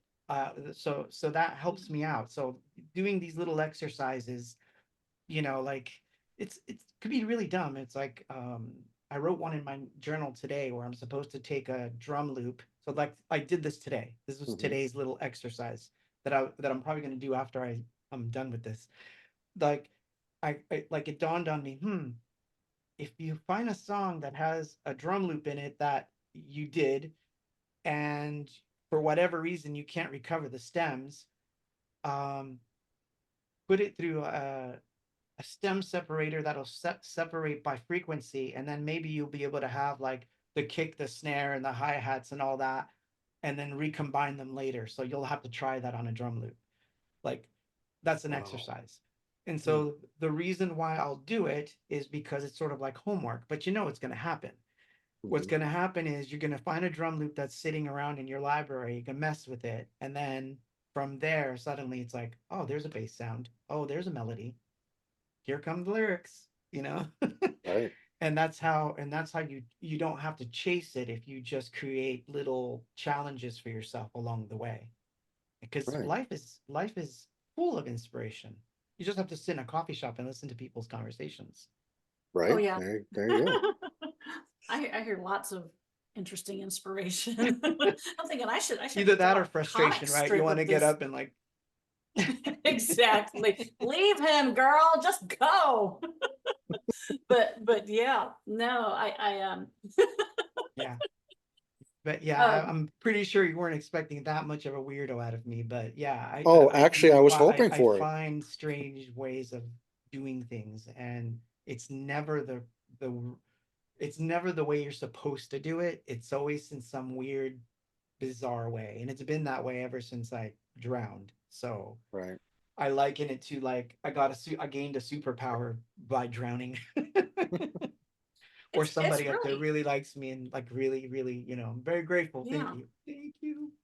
I Well, think it's really special. I think it was meant to be. This is who you were, and it was just waiting to be unlocked. And because it's an amazing way to be so open and to be ready for these influences and these just bouts of creativity and these things that come to you. And I think that we spend a lot of time, well, especially a lot of time staring at our phones, and we miss a lot. Yep. And I think that's yeah. Uh, Look around you when you walk somewhere. Look around, look ahead, look down. Don't just tunnel vision yourself to your destination. Take that time to breathe. That's my one thing I usually tell my friends. I'm sure you both have gotten messages from Never, me. never forget Breathe. to breathe. Just do it. As a severe asthmatic, I cannot stress how important that is. And so yeah, I think when I think of your favorite words, I was just thinking about the word work, and you said you just didn't sit right. And of course, when I look at synonyms for work, they all sound, it's labor. They all sound Yes. heavy because work is force times mass, and it all feels so heavy. And then to say, but I think that some of the other words that come to mind when I think of let's find a more positive word sounding word for work. I think of, besides the obvious create, I think of foster. Mm. um and I think that's a lot of what you do. You foster those thoughts around you, what you see, what Well, you thank you. listen to. So yeah, and of course then I kept thinking, I don't have any idea what my three favorite words are. I'm I'm pretty sure one of them, I don't tacos, I'm thank bunnies. you. Chocolate. Bunnies. I'm pretty sure though, grow would be Oh yeah, one of that's in mine. my top 10 for sure. Hmm. Covers a It's lot. it's Jim? it, it's interesting for me if I were to say the three words for me, and much as I love tacos, tacos would not be one of them. Nor would albondigas. Sorry, Fega. But for me, one that always just is kind of there for me is family Oh and yeah, and home. top Um, 10, and top 10 home, and right there. when I say home, I don't mean the the dwelling. I mean the actual feeling of home, being at home with my family. The Absolutely. greatest source of joy I have, and I never knew what life was all about until I had children. And my greatest joy in life is being a dad. I love my children um, unconditionally and infinitely, and it's I wish changed I'd my been a better life. dad. Let me just say that. I wish I had been a better dad. Yeah. Um, you're a good dad. You're a great dad. And well, thank you. I don't know if my kids would agree some of the time, maybe some of the time, but my third word though, gosh, what would my third word be? I don't know. The one that keeps coming to me right now is just probably peace. I mean, seriously, peace. Seeking after peace, and I guess they're all related because I find my peace being at home with my family, and that that feeling, that sense of home that my wife and I have created in our home, that we have a Awesome. policy where we don't shout at each other, we don't yell, we don't scream, we always try to compliment each other. And one of the greatest lessons that I ever learned, and it took me probably close to 20 years after being married to my wife, that I finally figured out that I was really truly married to my best friend, and that she was my best friend. And it wasn't until I finally really grasped the importance and the depth of that, of having my wife be my best friend, that it really brought us closer together in ways that um, we hadn't been before. And now I can't imagine my life without this amazing woman by my side, the one who has seen me at my very best and at my very worst, and despite all that, she still loves me and accepts me anyway. That's And awesome, man. so it's so yeah, those would be my three words. And of course, gotta throw in tacos and cilantro and all that stuff. But so let me ask you this as we kind of segue into the weird portion of the show, right? So meditation. I remember you would talk at times in your corn streams about how meditation was a part of your daily regimen in some ways. Is that a correct assessment, that you do tend to meditate from time to time? I try my best to meditate. It's very difficult for me because I am completely, man, like my brain is functioning at 1,000 miles a minute all the time, like literally Hmm. all the time. It's exhausting. Right. So I figured out that the best way for me to exit from that is to walk. Hmm. So walking is like a meditation, and then I will pick a destination, and like it's funny to say this, but there's a rock I like. So I'll walk to the rock and I'll sit on the rock for a little while, Right. and then That's I'll what I've walk heard you back. talk. Yeah. Yeah, and the walk tends to help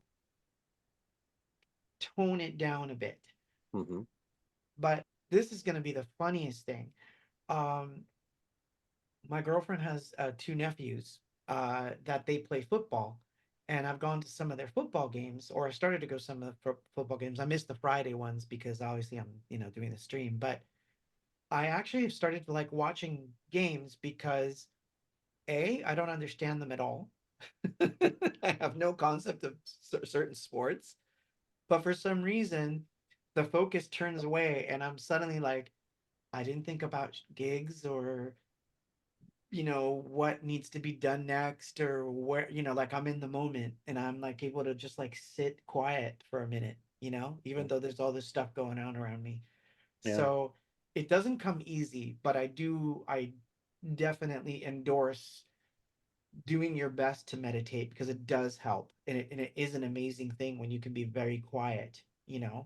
um but that said, I can tune out.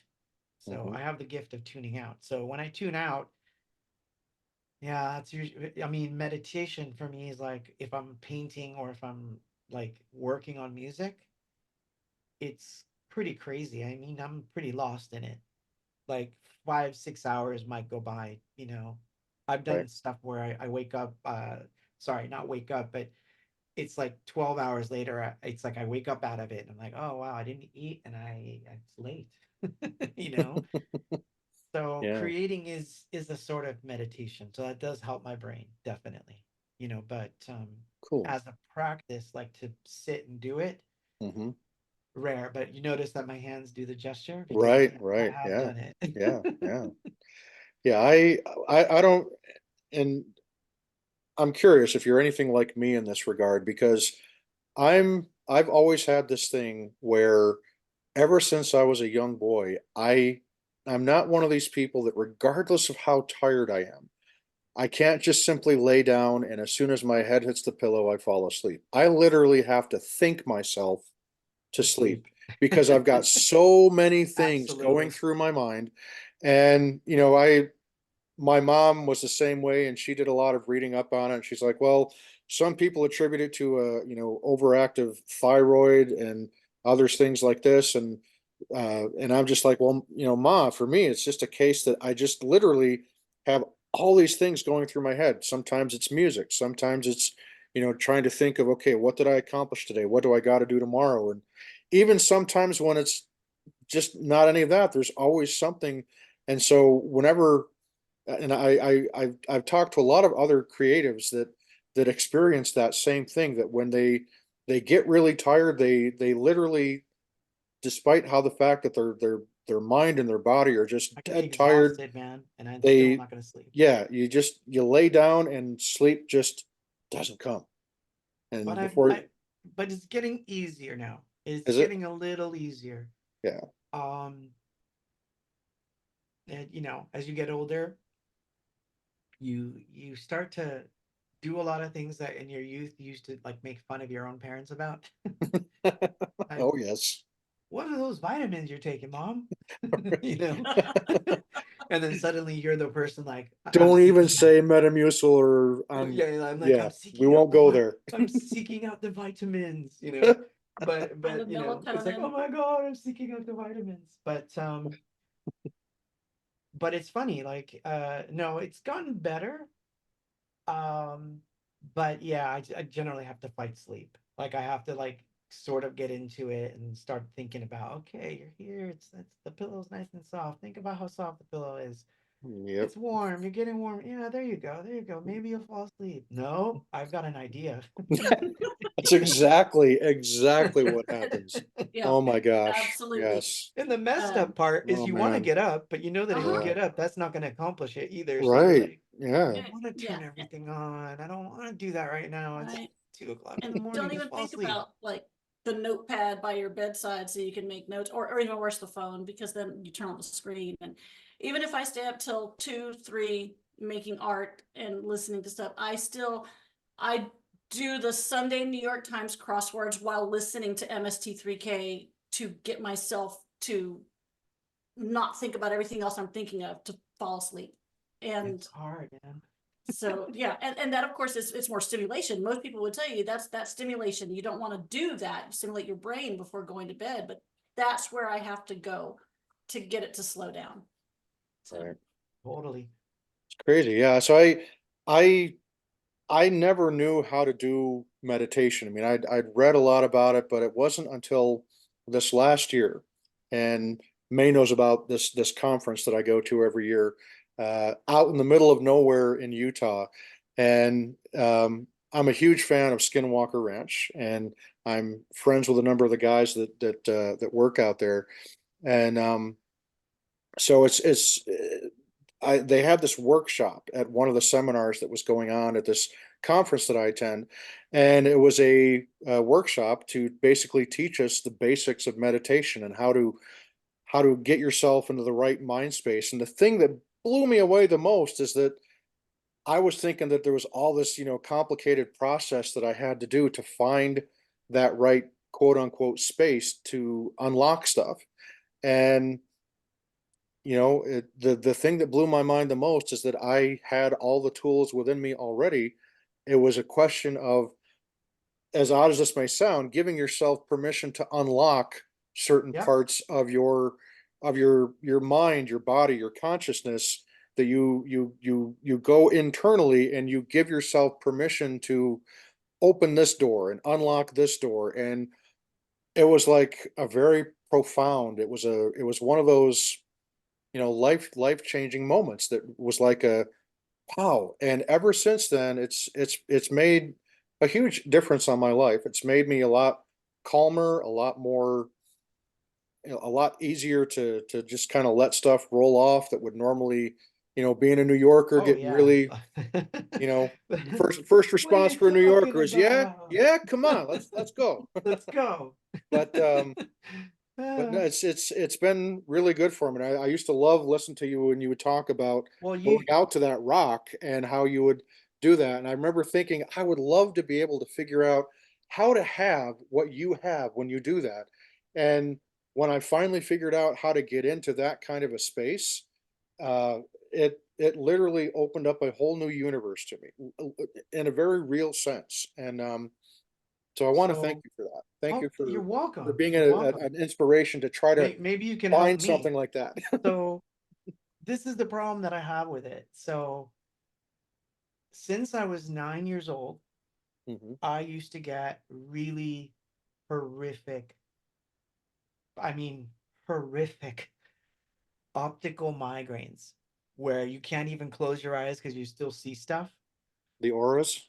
Yeah, and Oh and gosh. for me, they become shapes and tunnels and like Hmm. weird things. Right.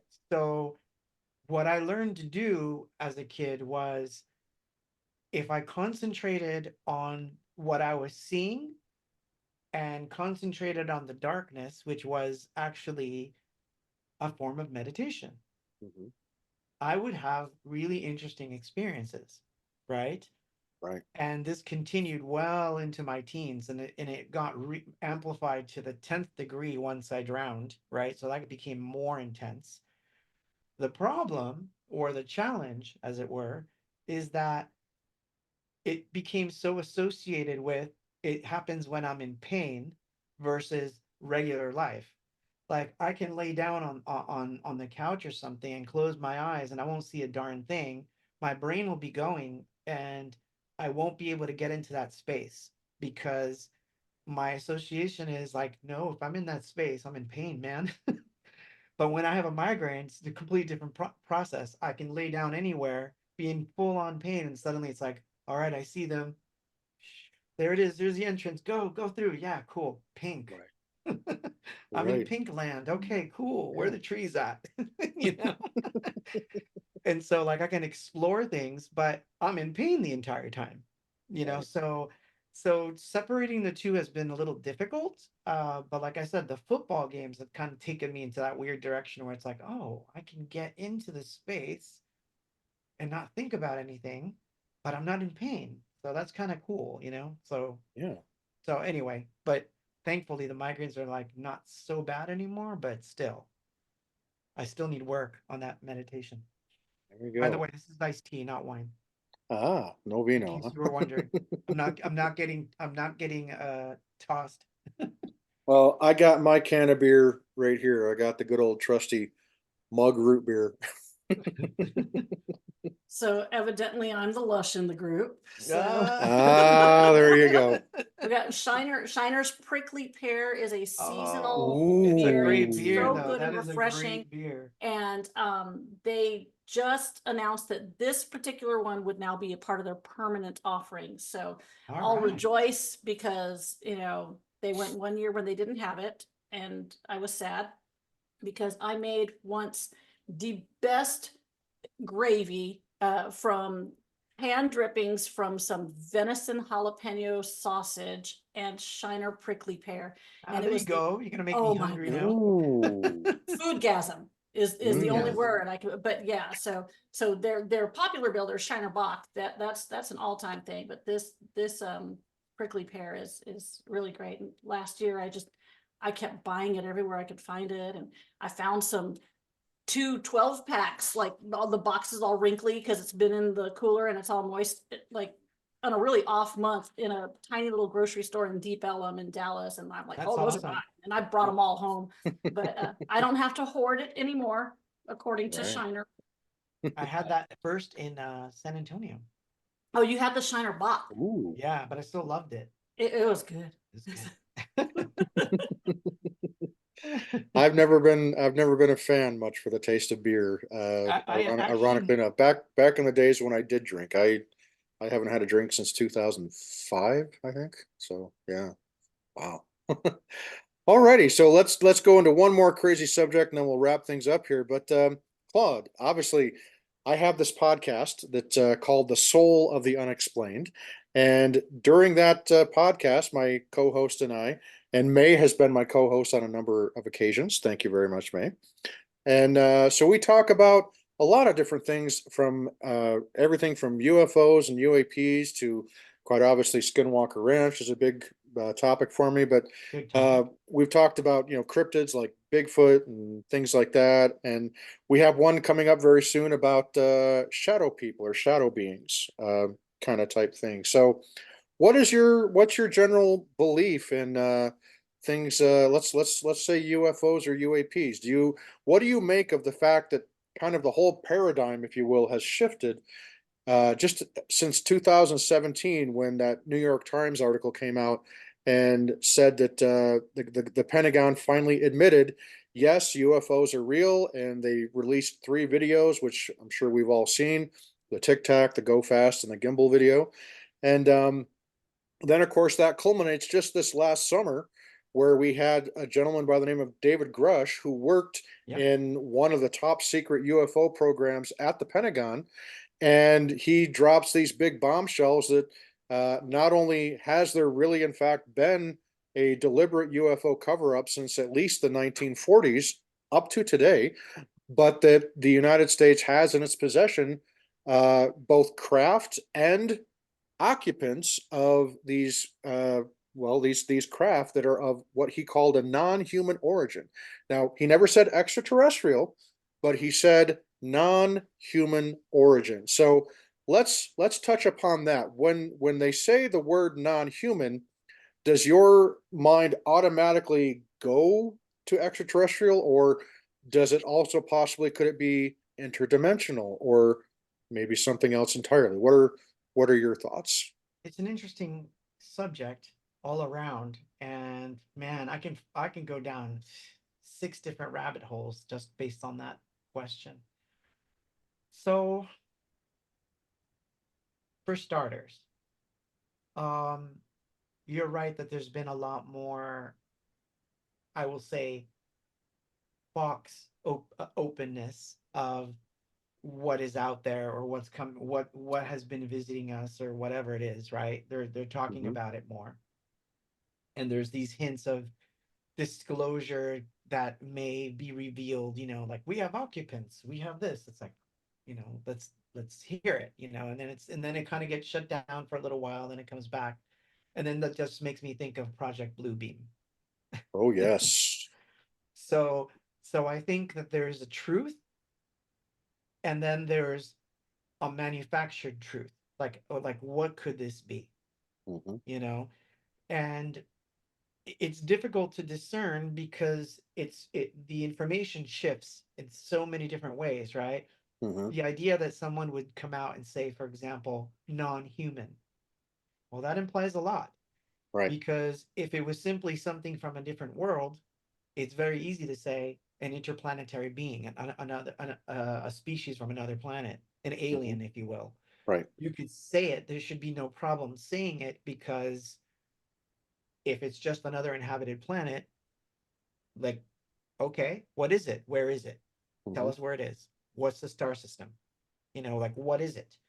But because they use these other terms, like, um, I've heard another term too, non-biological entities and biological entities. Like, what's Hmm. that? An android? Right. Is that a uh, shape-shifting interdimensional being that just walked in? Yeah. Is it humans from 2,000 years in the future, where we no longer look human because we merged ourselves with AI, and so we're no longer that species? Like, it's a completely Right. different species. Right.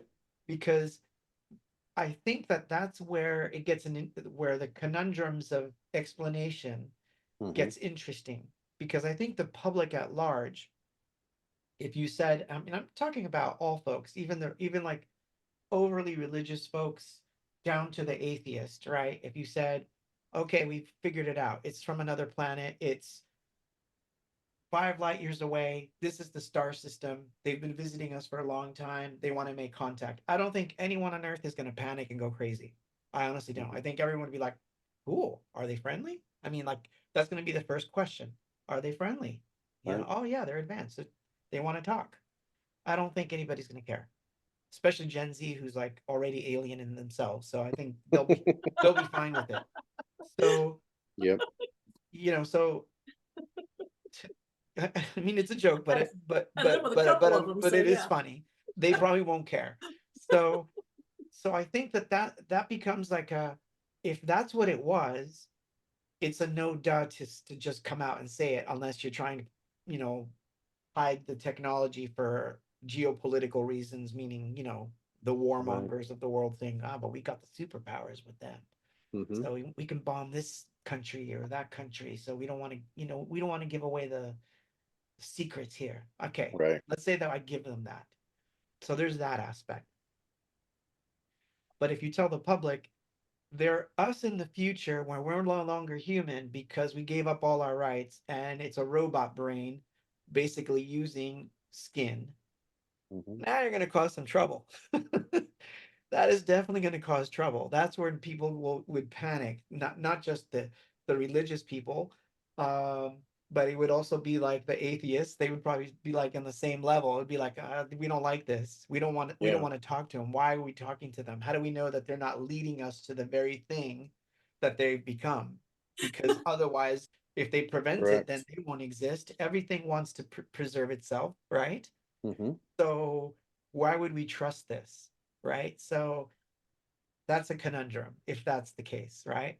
Then there's the other one, interdimensional beings. Like imagine trying to tell like a populace they're beings that can pop in and out of our existence and they can bend it. So therefore, if they wanted us gone, they could have us gone in an instant if they figure out how to live here and in their place simultaneously. We could be wiped off the face of the earth if they shift something in the quote the dimensions Right. that were.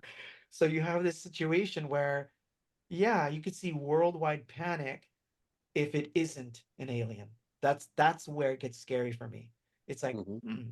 or Mhm. you know those biblical things that people talk about. Yeah, it's they're not quite angels.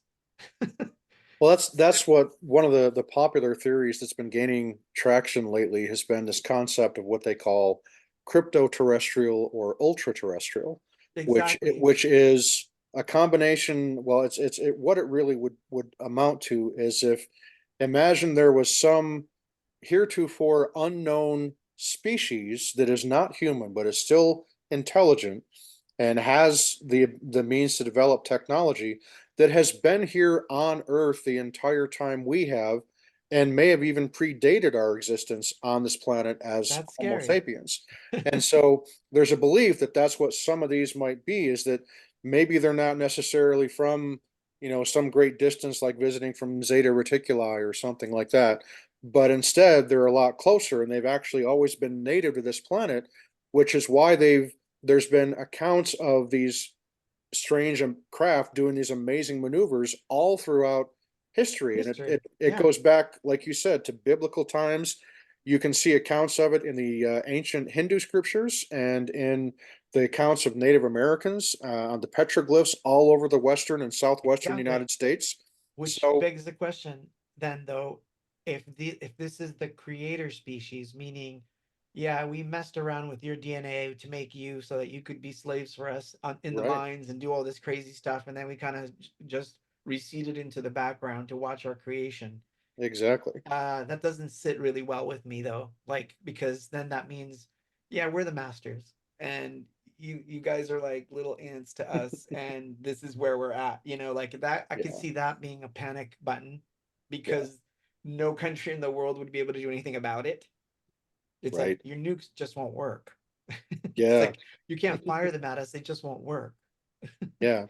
And that's So that's that's what's so interesting about it, is that we have these actual documented accounts that have recently been declassified of these anomalous craft, is the best way to describe them. These UAPs, unidentified and aerial phenomena or anomalous phenomena, and they appeared over nuclear bases in particular, and had the ability to shut down completely the American nuclear launch system, the Minuteman missiles up in Montana and right, lots of other places. And then On the other side of the world, at the same time of the same era that we're talking about during the Cold War, the Soviets had very similar things happen to them, where these UAPs appeared above their nuclear bases, only instead of shutting them down, it brought them to the brink of, like, within 3 seconds of launch, to where these missiles were, you know, whatever this thing was, presumably it was controlling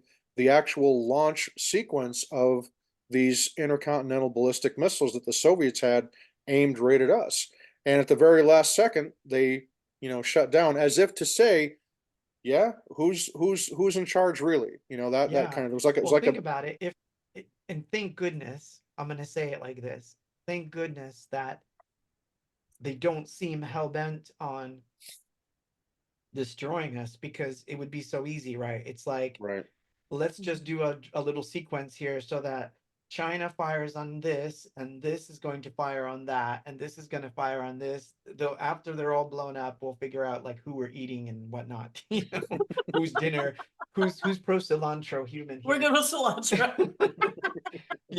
Thank God it's Well, not like that. albondigas. But there, yeah, oh but there's goodness, we're going something. dark.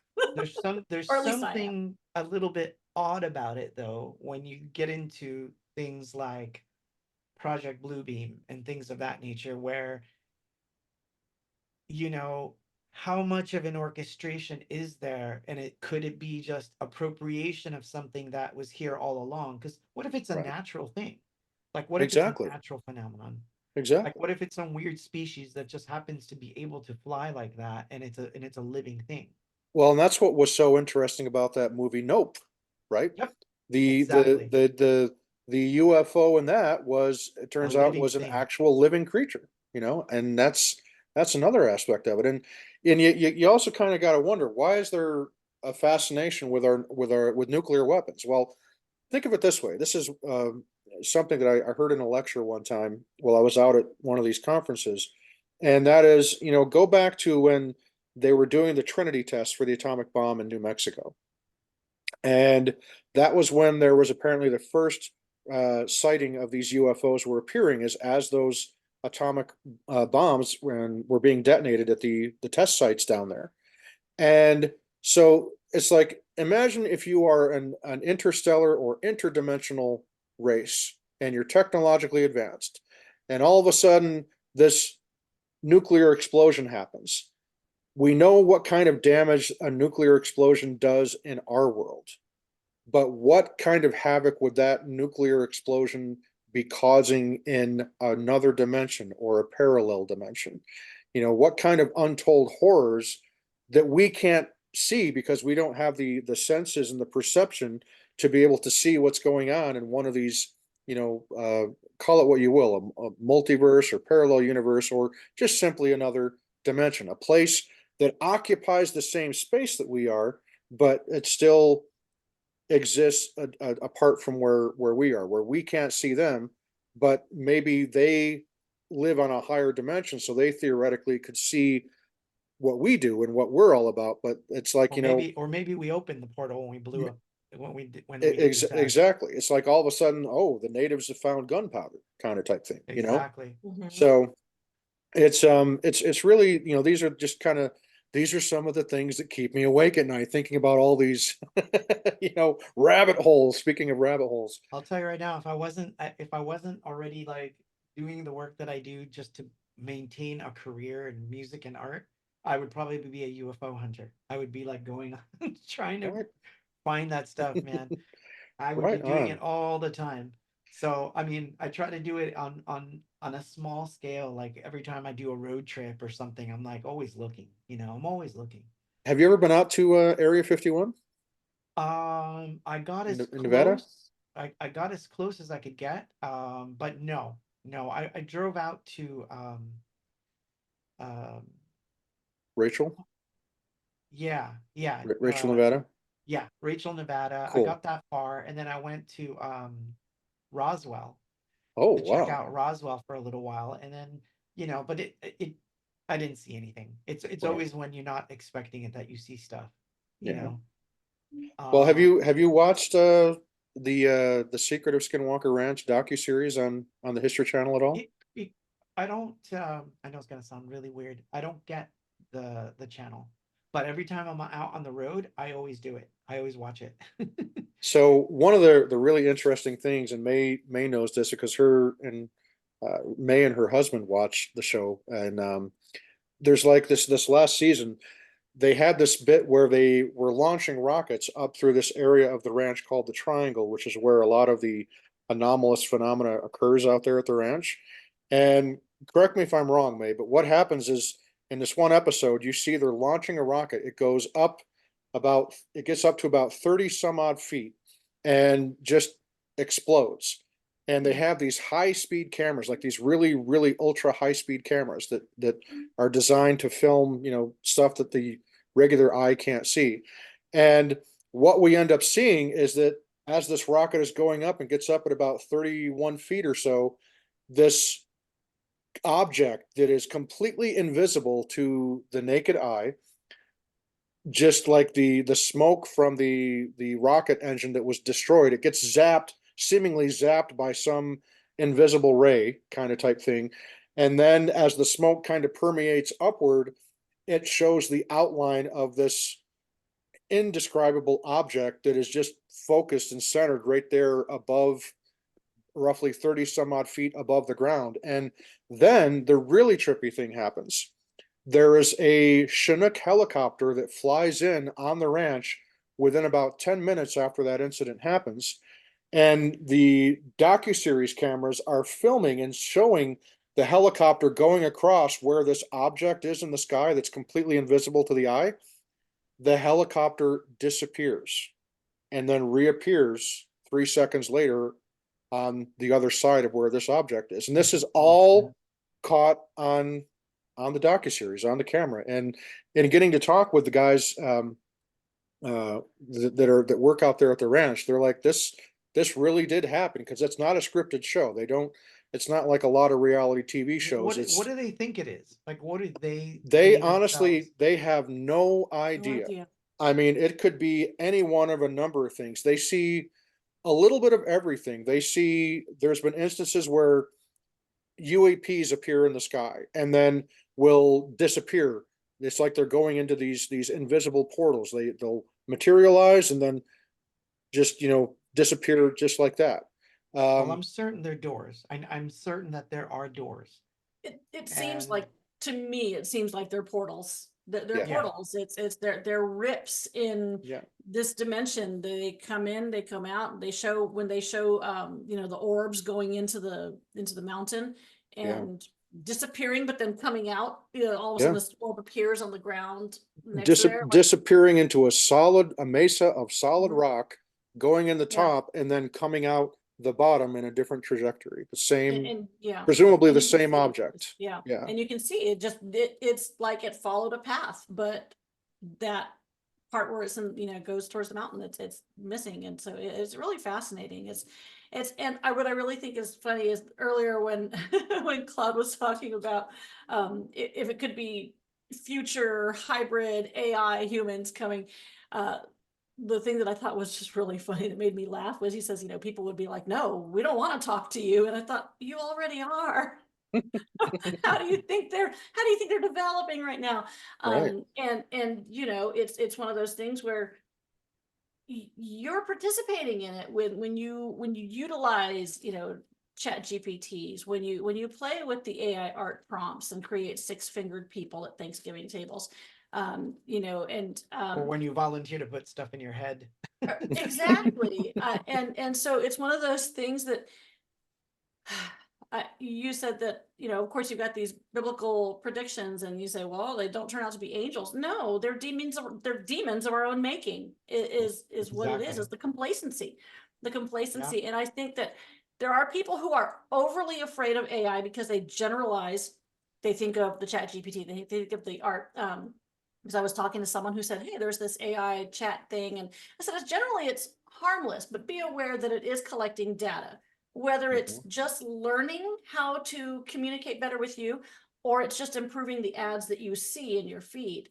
But for the most part, that kind of thing is harmless for, the AI tools that you've used in separating out, Yeah, levels of older there's some music. amazing tools, but The tools are amazing.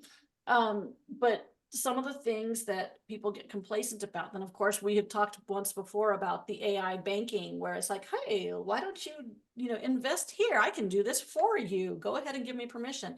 And we might think it's pretty innocuous for the most part, but it's the complacency that yeah, will far put from us in it. that situation where we realize, what did we just do to ourselves? Right. And coming away as my art, I'm pretty small time. I think I might have 2 or 3 followers on Instagram, but for me, it's the writing that I do that I'm very well aware is getting harvested.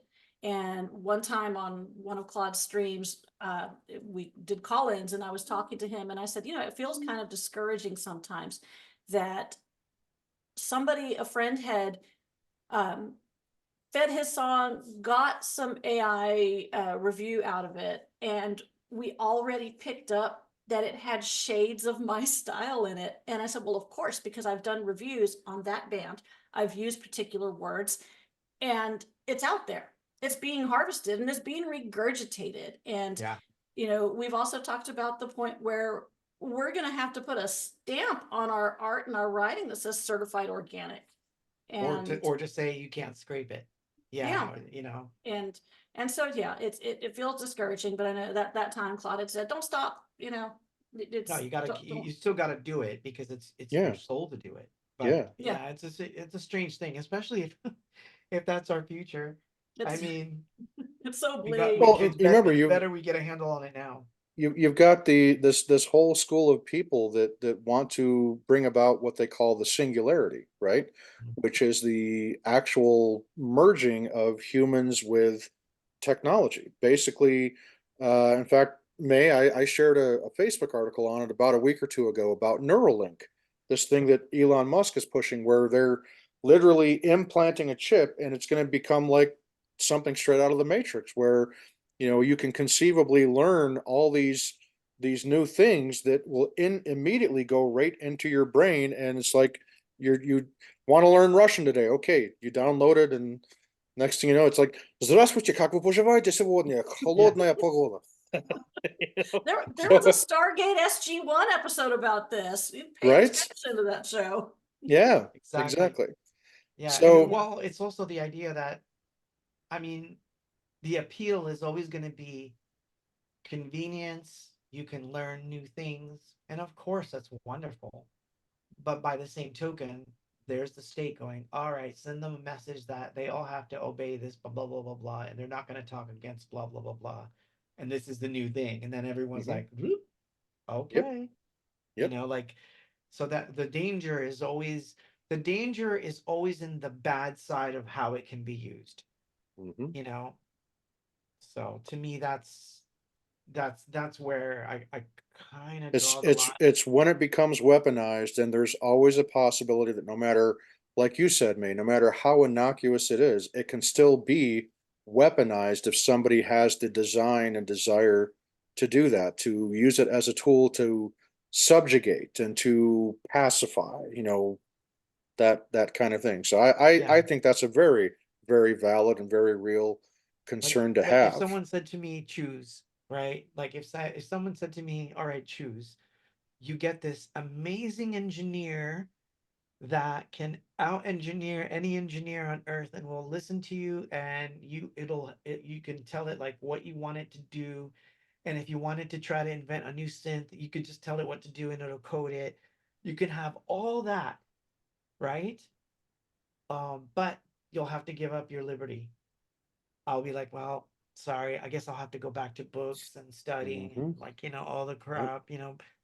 I'd rather not have the convenience at a loss of my freedom. Like that's just me. Right. Would I love that stuff? Of course. Like who wouldn't want to be like, hey, I always make fun of the AIs that don't exist. These are the Hmm. AIs. Okay, so this is the official AI list that should exist but doesn't. Okay. Okay? For every musician that's listening to this, especially the electronic musicians. It's like the AI that I wish existed. Hey, I just finished the song. Can you save it in a folder where I won't forget it and uh name every track according to instrument and make sure the BPM's in there, and like set all the marker points for all the where the verses and all that stuff are. Like, just do it. Thank you. Bye. Or, hey, I just recorded 7 takes. Can you find the best of the best takes now that you've known my personality for so long, and assemble the take out of all the takes I just sung? Thanks. Thanks, AI. Thanks, Robbie the robot. I will see you tomorrow. And oh, you did a great job. Uh, you know, Yeah. maybe we should bring that breath back on the second verse there. Oh, thank you. Like that kind of AI.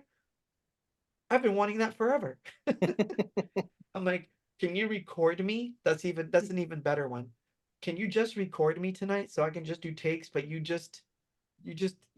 file them, you save them, you do, like, so I don't have to keep walking back to the computer, and I don't want to have to like do like auto takes, you Right. know?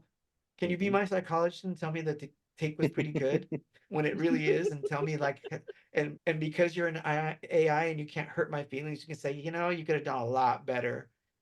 Based on how much I know, you could have done a lot better on that take.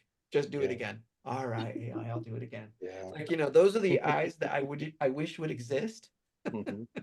but they don't. It's always the, I will mix your entire song and you can have it sung by Michael Jackson. It's like, I don't want that. Right You can on. be Prince tomorrow. I don't. Yes, indeed. Well, let's kind of wrap this thing up here tonight by we'll get back to some music stuff here just real quick. Oh yeah, Right? So music. It's like, oh my so God, what synth. just throwing out some questions that I've been always been curious of. What is your favorite New Order album? Ooh, power, corruption, and lies. Good answer. Favorite Depeche Mode album? Black celebration. Perfect answer. What is your favorite Cure album? Ooh, that's a tough one. That's a tough one because, oh man, okay. Hard pressed, like you'd have to like twist my arm. Hmm. Pornography. Ah, I see, like that one because it's so weird. It's so trippy. for me, hands down, Disintegration. Love I love it. Disintegration. I love it. But I love, like, the Cure is like, man, like 17 seconds, like, and all that Oh stuff. yeah, Like, I mean, there's a lot. absolutely. There's a lot to love. But that particular album, I like. It's one of the ones I can listen to all the way through and just go, man, that's such a weird record. And they're all drunk and everything's sloppy. And but there's something about it that I really love. Yeah, absolutely. Favorite Beatles album? Oh, that's a tough one too. See, that's a tough one. Didn't know there was going to be a pop quiz, did you? No, no. All right. If I had to choose, it would be between two albums, Revolver and Sergeant Pepper. But I'm a Beatles fanatic, so like it's hard to think of like having a life without them. Hmm. So like if I had a desert island, I better have 20 picks for albums because 10 of them are going to probably be Beatles. So Hmm. so I need to have like, I can't have a top 10 question of the desert island because that would suck. It's going to be all Beatles stuff. But yeah. Do you like the Beatles tune "Don't Let Me Down"? Oh yeah, absolutely. That's one of my all time favorite Beatles tunes. That one, and I love the medley of oh gosh, what is it? Golden Slumbers and Carry That Oh yeah. Weight, and Oh yeah. oh, see, I tend to like a lot of their later stuff and also their very early stuff. Um, Yeah, I like when they were experimenting. So yeah, I get like, the producer side. yeah. I mean, I grew up with that stuff so that it kind of informs me Hmm. of where I'm going all the Hmm. time. I know that like now Paul McCartney says, "Oh, we did everything messed up because we didn't know what we were doing." I'm like, "Shut up. Shut up. Don't say that. I Don't don't want to spoil hear it. you say that. Don't Yeah, spoil it because sometimes I like the drums on the right. So just shut up." right. Exactly. What as far as synthesizers, what are two or three of your all time favorite synthesizers that you've ever used on recordings? Hardware. Well, obviously for me, anyone that knows that I'm an ESQ fanatic. I actually love the ESQ one, so it is my favorite synth of all time. And I Sonic. Love it. Yes, Man, if there was one modification I could make to the ESQ1, are you listening, Arturia? Like, stop emulating stuff, people. But if I could make one modification, just one, it's the simplest one. I would put a pan knob on all three oscillators. That's it. And I would be like, you could just leave me on a desert island and I would have every synth sound ever needed for the rest of my life off of one instrument. So it's my favorite. Um, but of course, I love mini moogs. Hmm. I always loved the mini moog. Right. Um, I love the MS-20, hence there's one behind me. I noticed. Um, but I love all synths. I do. Like they each have their own thing. Hmm. Um, but yeah, it's weird. Like there's a part of me that thinks that modern synthesis hasn't really happened yet. Like we're still not there. We're Right. still trying too hard to emulate the past. Right. Which is there's nothing wrong with that. There's some really amazing sounds that you can make with just those things. But there's a lot of paths for new things that I don't feel are explored. Hmm. Um, like the merging of like, for example, sampling with synthesis was like for like this short of a period of time. Hmm. And then it's like everything became romplers, which is not the same thing. Right. And then the synth side split off and they're like, we're gonna just do synths and only analog modeling if it's Right. gonna be digital or full on analog, but we're not gonna delve into these weird digital realms of sampling. It's like, there was this window where it could have gone completely nuts and crazy and it didn't Right. happen. Yeah. So I feel like there's stuff missing still. So but that gives me hope because that means that there's gonna be something that comes out of it that's discovered. Which is why I find it interesting that one of the keyboards that's kind of going through a bit of a renaissance right now is the old PPG. Yeah. There's some actual PPG hardware replicas being made, not only by Behringer, but there's another one that just came out not too long ago that's really exploring that whole wavetable synthesis, you know, bit as a hardware. And you know, I will always associate the PPG wave with Depeche Mode's "A Broken Frame" album. You know, Absolutely. I mean, just that's another Depeche Mode gem that I absolutely love because my all time favorite Depeche Mode song is actually "The Sun and the Rainfall" that comes off Oh of yeah, that yeah. album. I love that So album. always loved how Depeche Mode goes from Speak and Spell, which is undeniably all Vince Clarke. I mean, the tone of it, Yeah. it is, you can tell. It's definitely where Yeah, Yazoo is gonna head and all that stuff. It's you can tell, you can see the lineage. exactly. And then it just, after Vince leaves, Martin, it's just that's the beginning of Depeche Mode becoming really Depeche Mode. And then, the progression from there into Construction Time Again, where they start using the sampling and Alan Wilder's on board, and then, that's the golden years when that begins. But for me, Love it. yeah, Black Celebration. Black Celebration is my all-time favorite album of all time, regardless of the genre. That's the album that I keep going back to more than any other album. And yeah, I mean, it's, And if I were to, that's the record that got me into sampling.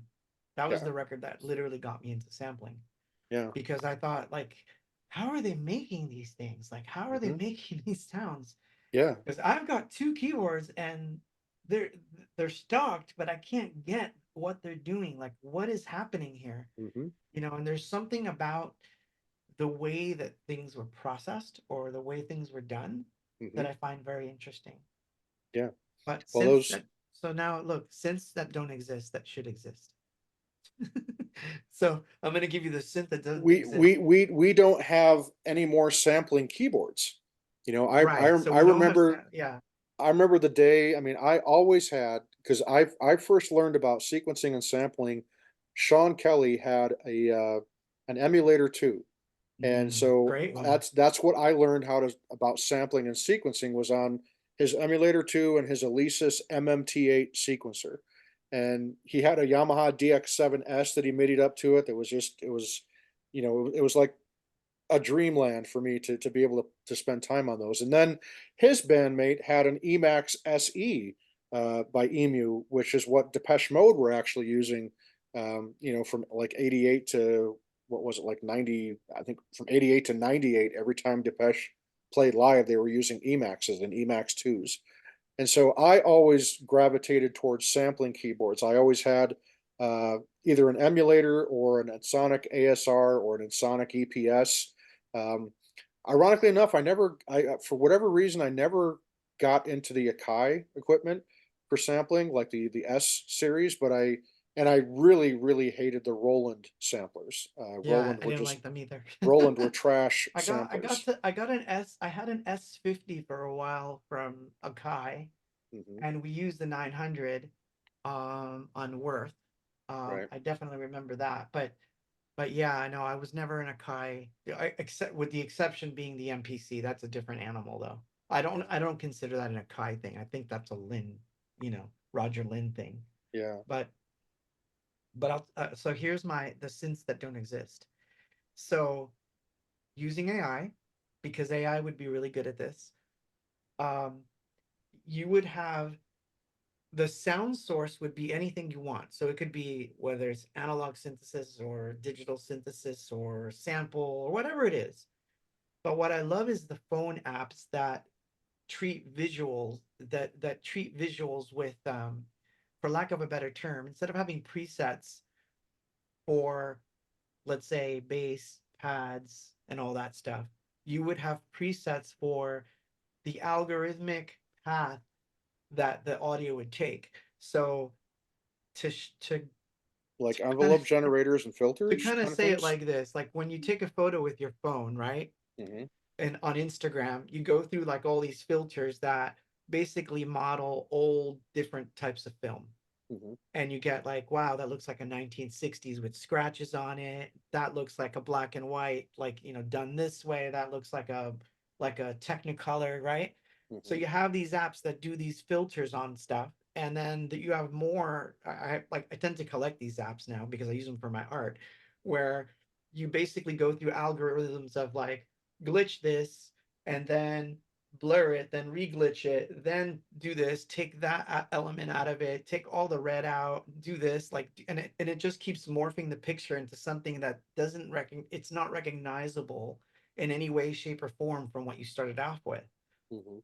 But through the discovery of letting the algorithms play, you find these new visual things. So I Hmm. could see like the AI coming in would be for the following reason that they don't do this with a real synthesizer. It's like, make sure it doesn't blow up the speakers or my ears. Right. That's the only job it would have. It's like, keep it musical. Like you could say, whatever happens, whatever path I take with this, keep it musical so that it purposely sends it through the right envelopes to keep whatever it is I'm doing musical. But it's going through like 10 echo devices, and then it goes through a distortion box, then it goes through an envelope generator, back to an LFO, and it's like, here you go, what do you think? Like, Wow. whoa, crazy stuff. Now do this to this violin. you know like stuff like that, I think would be fun to play with, Hmm. because I used to have fun sampling not records, but sounds. Right. Like I would sample certain things and see if I could force them to be musical. Hmm. And to me, that was like a challenge. Again, one of my challenges, right? Right. Go sample a bunch of weird things on the bed, like pillows, that kind of sound, Hmm. right? And then like Yeah. keys, and then try to get it to sound musical, like get a note out of it somehow. Yeah. And it's tough, but once you do it though, and you have it, it's like, wow, I got something, and this is unique. You can't make this with anything else. So if you had a synth that you could do that with, where you could just take it down a rabbit hole, like literally would be like a rabbit hole of paths. Hmm. I think the closest we got to that was FM. That would be Right. like the closest we got, Yeah. but it was too hard to program because you had to tell it, you had to be the one taking it down the path. Right. Whereas if you have a robot helping you, that's where they come in handy. You're Yeah. like, take it down a path. I want to take an analog sound. Can you pull up like 10 echo devices? Yeah. Put them through different parameters, and then Yeah. when you spit it out, put it through distortion box. I want to see what that sounds like. Oh, there you go. Now let me in. And now I can tweak. Like these Yeah. kinds of devices don't really exist. They Well, can, but I that's can because I can tell you who the guy who's an absolute whiz at programming FM synthesis is Sean Kelly. I mean, he's like the only guy that I've ever met in my lifetime that actually loves sitting in front of a DX7 or one of the Yamaha TX series tone generators and just loves, working with those algorithms to get stuff. And he has a gift for being able to do that. I That's awesome. I myself, I don't have the patience for it. It's like for me, it's like modular synthesis. I just don't have the patience to get Well, into modular synthesis. I actually talked about this last night. The reason that I'm really into Reactor is because it's the marriage of both worlds. Yeah, Hmm. it's got a modular element in that I can put together things that normally would not have been put together, but I can save it. I don't have to like repatch it. Yeah. So I can spend a few hours designing something, and then like I'm like, wow, I'll be able to use this instrument for life now. Like I don't have to repatch it. I don't have to go out buy modules. I can, Hmm. so it is my second favorite out of all the synths I've ever owned. Reactor is probably my second favorite out of everything I own because it can it can follow my imagination, you know. Right. Right. The ESQ can't give me the three oscillators with panning knobs, but Reactor can. So I'm like, okay, since I can't do it here, I'm gonna have to do it here, and it That's works. amazing. Yeah. No, And that's you can, I. you know, and so to bring it back to modular again, I have friends who are absolute if you don't know who John Sonnenberg is, look him up. Hmm. He's an absolute genius at modular. He built Hmm. a modular before there was such a thing as buying the modules. Like Hmm. he literally built one that's huge. Like Right. it's like taller than I am. Right. And it's wonderful, but to get a sound out of it, you have to be really committed to like I'm going to spend 5 hours here, and I'm hard pressed to say that 99% of the people who, with John being the exception, Hmm. but I will say that 99% of the people that have used modulars where I see them using them, they don't write songs with them. They just do bloopity bloop things that just loop on themselves, Hmm. and the videos, and I know I'm being mean. This is mean, Claude. See, so I told you, evil Claude's coming. So what they wind up doing is it's a self-playing patch that does blippity bloop sounds in front of a plant in a video. You've seen this video. I know Oh you've yeah. seen this Hmm. video a million times over. The synth's playing itself with a bunch of pretty lights, and there's a plant in the background, and it's all well and good. They do sound great, and it's wonderful, but that's not going to get what I need. And what I need is like I have a song in here. It's got to come out. Somehow it's Hmm. come got to come out. And putzing around for 5 hours on this thing isn't going to make the song happen. I know it won't. Like it Right. just doesn't happen. I've Hmm. tried it. It's like the complete Yeah. antithesis of what I do. Yeah. I need I speed. I don't have the patience for it. I really don't. I need to get to where I'm going really quick. Like Right. it's like, oh my God, I've got an idea. It Hmm. might be crazy. It's like I gotta find a guitar, I gotta detune it while I'm sampling it. Okay, fine. But at least it's Yeah. a 5 to 10 minute process. I will get to where I'm going pretty quick, you know. Yeah. Well, that's one of the things that you're getting back to sampling, where one that we neglected to mention was, of course, the Fairlight, Hmm. and Absolutely. my good friend Paul Humphreys from OMD is a big fan of the Fairlight, and of course OMD, basically all their mid to late '80s stuff was a lot of heavy use of the Fairlight in it, and it's interesting how those old samplers, in particular, those earlier generation samplers like the Fairlight and the Synclavier and the early emulators and the Ensoniq Mirage. Remember that one? And they just had their own unique character because of how low fidelity they were. You're talking 8-bit sample rate, and And then they were increasing to synthesizers. 12. Yes, Let's and call they it what they they had were. fully analog synthesizer filters in it, and that's what Yeah, and those legendary emu analog filters were, just to die for. So it just I miss that. I definitely miss that, and I really wish that emu in particular was still around, or in Sonic for that matter. um well, and I've got a sampler that it was strange. It was gifted to me. Um, that is on the way. Like I won't have it until like April or May. Hmm. but it's this thing called the Wo-Fi, which is a small sampler that basically follows the paradigm of the old samplers. It Right. just samples, and Hmm. there it is, and then it has a processor that you process things through, Hmm. like an analog filter and whatnot. Yeah. But it's only about this big. Oh, wow. So I'm like, oh yay, I get to sample again. Great. Because I do love sampling. I do. Because Yeah. it's an interesting form of sound design. I wouldn't say it's easy because some people say, oh, sampling is easy because you just sample it and you got it. It's like if that's what you want. Like if you want a Right. violin, yeah, you could sample a violin and get a decent sound, but it's not as easy as people think. It's how you mangle it that the real magic Yeah. happens. In other words, if I'm looking for libraries, that's a different story. Like most samplers today are romplers. Like, Hmm. Right. I think of Contact, a great sampler. It is a great sampler, but you're not using Contact to sample. You're using it to play libraries of samples, and that's not really where I want to go. Right. Um, I want to make sounds and find some way to capture them. In fact, I'm going to show you my two of my favorite little pieces. That happened to be right in front of me. Well, it's like one of my favorite kick drums that I ever made. I took a deflated basketball, went into a gymnasium that was empty, and just hooked up the microphone to my ASR 10 at the time, and just recorded that deflated basketball hitting the floor with that natural reverb. Man, That we was have one it. of We the have that in common. I did that. yeah. That's what I That's used Let's it just on say, Hope. I oh, did it on answer me. Answer Me is oh wow, a cool. Yeah, basketball on a piece of wood in the studio. wow, Yeah. awesome. Dink. Didn't even know That that. yeah. That is So so look, cool. these are my two favorite devices. Oh yes, yep. Digital And recorders. I like whenever I take a road trip, if like I prefer the bigger one for most things, but this little guy, I've done full on like this is the end of the song thing, like from beginning to end, the song isn't here.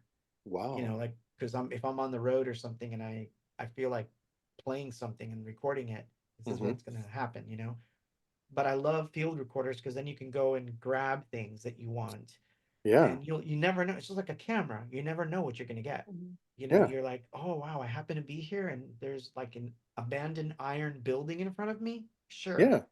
yeah, I'm gonna go to Well, yeah, town. that's what Depeche Mode did for Construction Time Yeah, Again, right? They went out to exactly. Shoreditch there in suburb of London or Basildon or whatever, wherever the heck Shoreditch is, but they just got all these found sounds that were there on these demolition and construction sites. So all those classic sounds that you hear in the DM songs like Pipeline and Everything Counts, those are from, actual found sounds out in the real world that And Alan ran through an emulator too, and just you know made the that's the magic kind of happen. stuff that I think it should have lasted a little longer. I agree, How completely quickly agree. we went from that to and like Yeah. the stutter Well, samples and yeah, and I think, probably correct me if I'm wrong. I think Depeche Mode's Music for the Masses album was probably the last album where they really got into sampling to where some of the most iconic sounds were part of, like Never Let Me Down Again.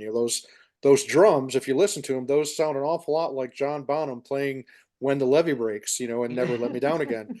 And but then there's that happy accident that Dave Bascom talks about with Martin's guitar that starts off Never Let Me Down Again, where the sequencer was off just a little bit, and it's like all that happened because the magic of sampling. That these little moments, and Black Celebration is filled with sampling, like the fireworks going off during Stripped, and just all kinds of great stuff. And it's I miss that. I definitely miss that in in Depeche Mode's music. I mean, Depeche Mode haven't done that.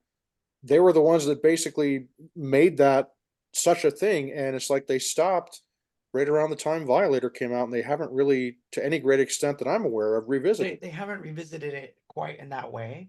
Um, but I'm definitely into it.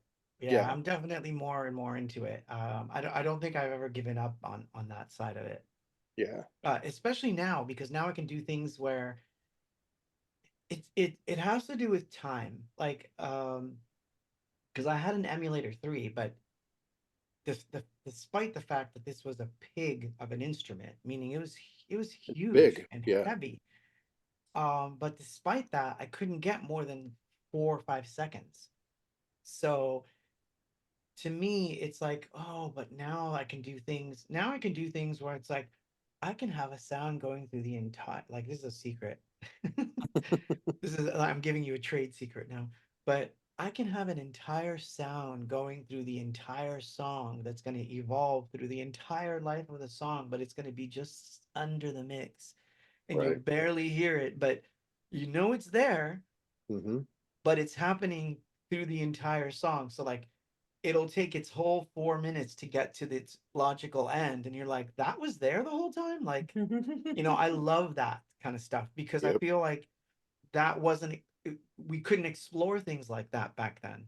So I love that we can. Like we could do that now. We can, I can put an hour sample on into my sampler and just, hold down a key and let it go through its motions. Right. So Absolutely.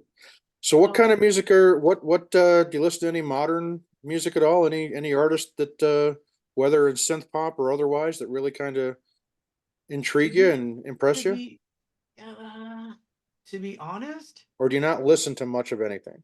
no, I don't tend to listen too much because um which is funny because I can criticize like all of culture and I'm like I'm doing the same thing. Which is like, you stick to your favorites, right? So Right. I don't get as much time to quote listen to music as I Mm-hmm. used to, Right. which is kind of sad, but it's true. Mm-hmm. So I eke out time when I'm driving, when I'm doing like a road trip or when I'm on the road. Mm-hmm. So I'll tend to be like, okay, okay, yeah, Black Celebration, you're going. Oh, Power Corruption, you're going. Mm-hmm. OMD, Dazzle Ships, yeah, you're going. Kraftwerk, oh yeah, yeah, Radioactivity, you're going. And it's like, should I look for some new stuff to listen to? I got enough, like, and it's like, you know what I mean? Like, Yes, it'll I know it pop all too back well. in, Yep. yeah. so I go through phases where I'm looking.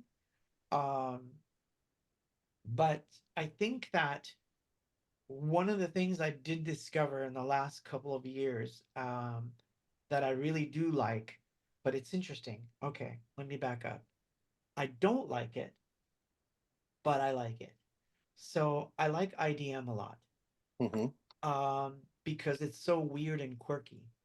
Right. But what I find is that there's no real songs yet.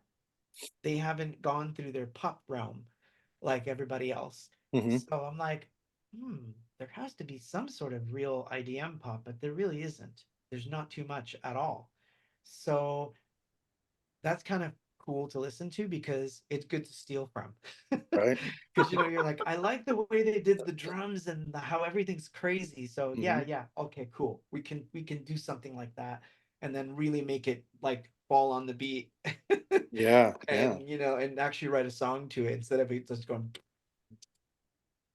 like How about synthwave? You into synthwave at all? um, Most you people either know, love it or hate it. well, I'm in the weird camp. I'm ambivalent.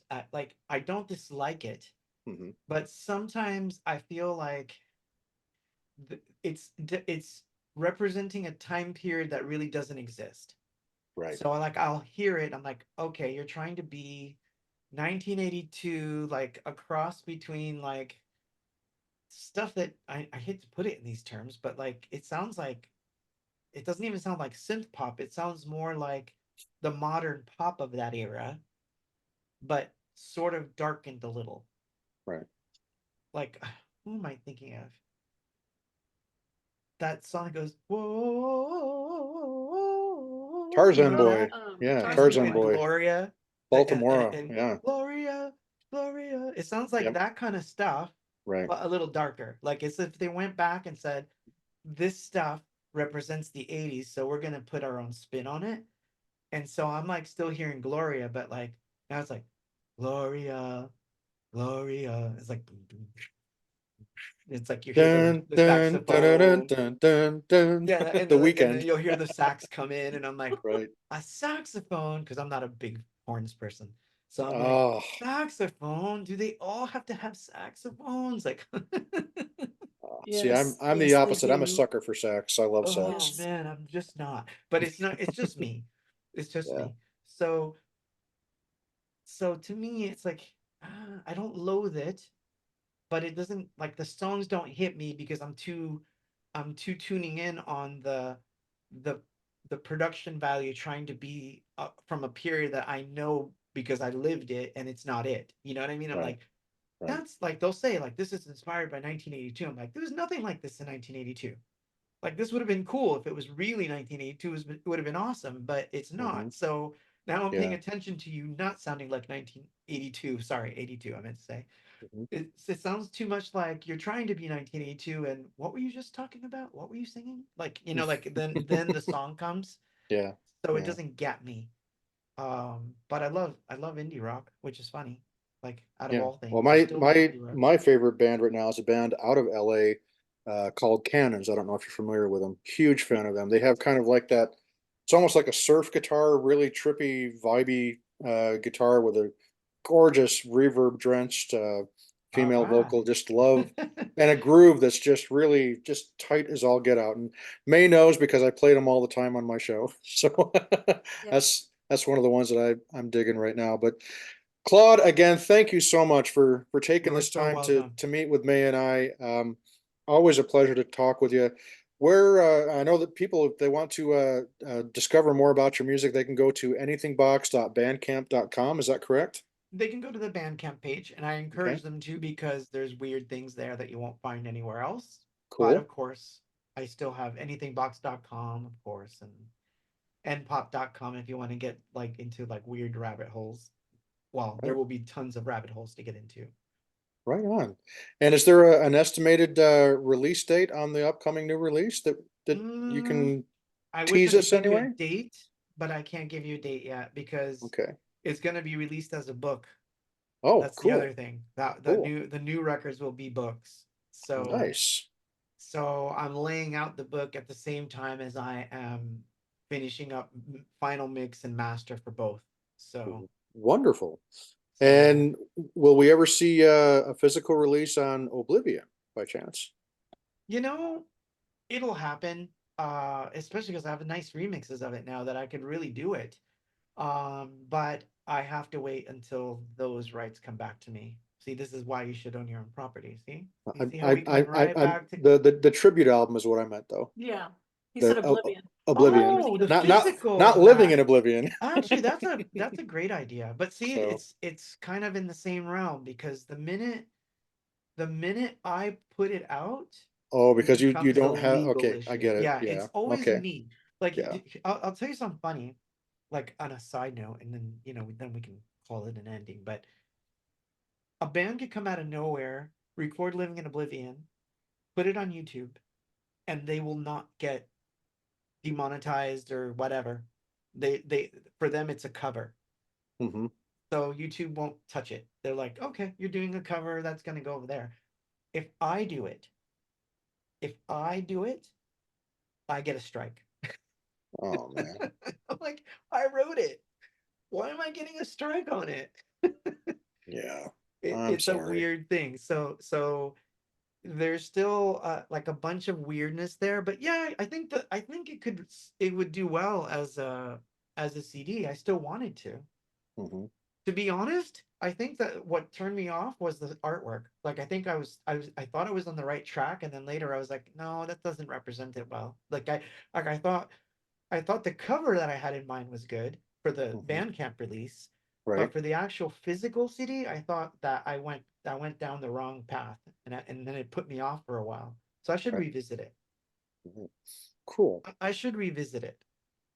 Well, it's been an awesome conversation we had with you, Claude, and I cannot wait to hopefully book you for my podcast. May and I would love to. We'll bring you on with our other host, Roger, and Roger is a huge Anything Box fan, by the way. Well, He thank you. he regrets that he couldn't. He was going to join us tonight, but he had a family function that he had to take care of. But he sends his greetings and his gratitude and appreciation for all the wonderful music that he's a fan of that you have created over the years. But we'd love to get you on the Soul of the Unexplained here one of these days. So hopefully we'll get Thank you. that. And man, I would love to see you come back to Utah.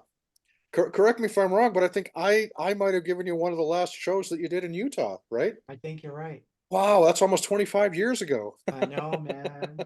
I know. Man, And I'm not getting younger. I got to do it like right. now. Yeah. Oh, You well, know? what I got to do is I just got to come to wherever you're playing, and I just got to, if nothing else, I got to do that. Maybe I can come and crash with Kevin and May one of these days and come see you guys play in Hey, either Texas. that or we got to meet up in Vegas, man. Oh gosh, We have to do Vegas. this. We have Yeah. to do the synth pop meetup at Vegas. Oh gosh, I would love to do that. Love, love, love to do that. Then we can have tacos, right? Yeah. Got to have tacos together. Do you ever hear from what are the other former members of Anything Box like Gary? What's Gary up to, and Danya and Uh, Paul? Do you ever keep up with them? no, I do. I do. Well, not all of them, but there's still a little bit of weirdness, which I don't know why there's weirdness, but Oh, there's weirdness. But um, my brother, obviously, we talk. hmm. Although not as much as I'd like to, but we do. But he Still a lives big far. Spider-Man fan? Is he's still Oh really yeah. into? Oh Cool. yeah. Oh, That's one that's thing I all remember awesome. about Gary is he was a big Spider-Man Oh fan. yeah. Gary's still a huge Spider-Man fan, and Cool. all that stuff.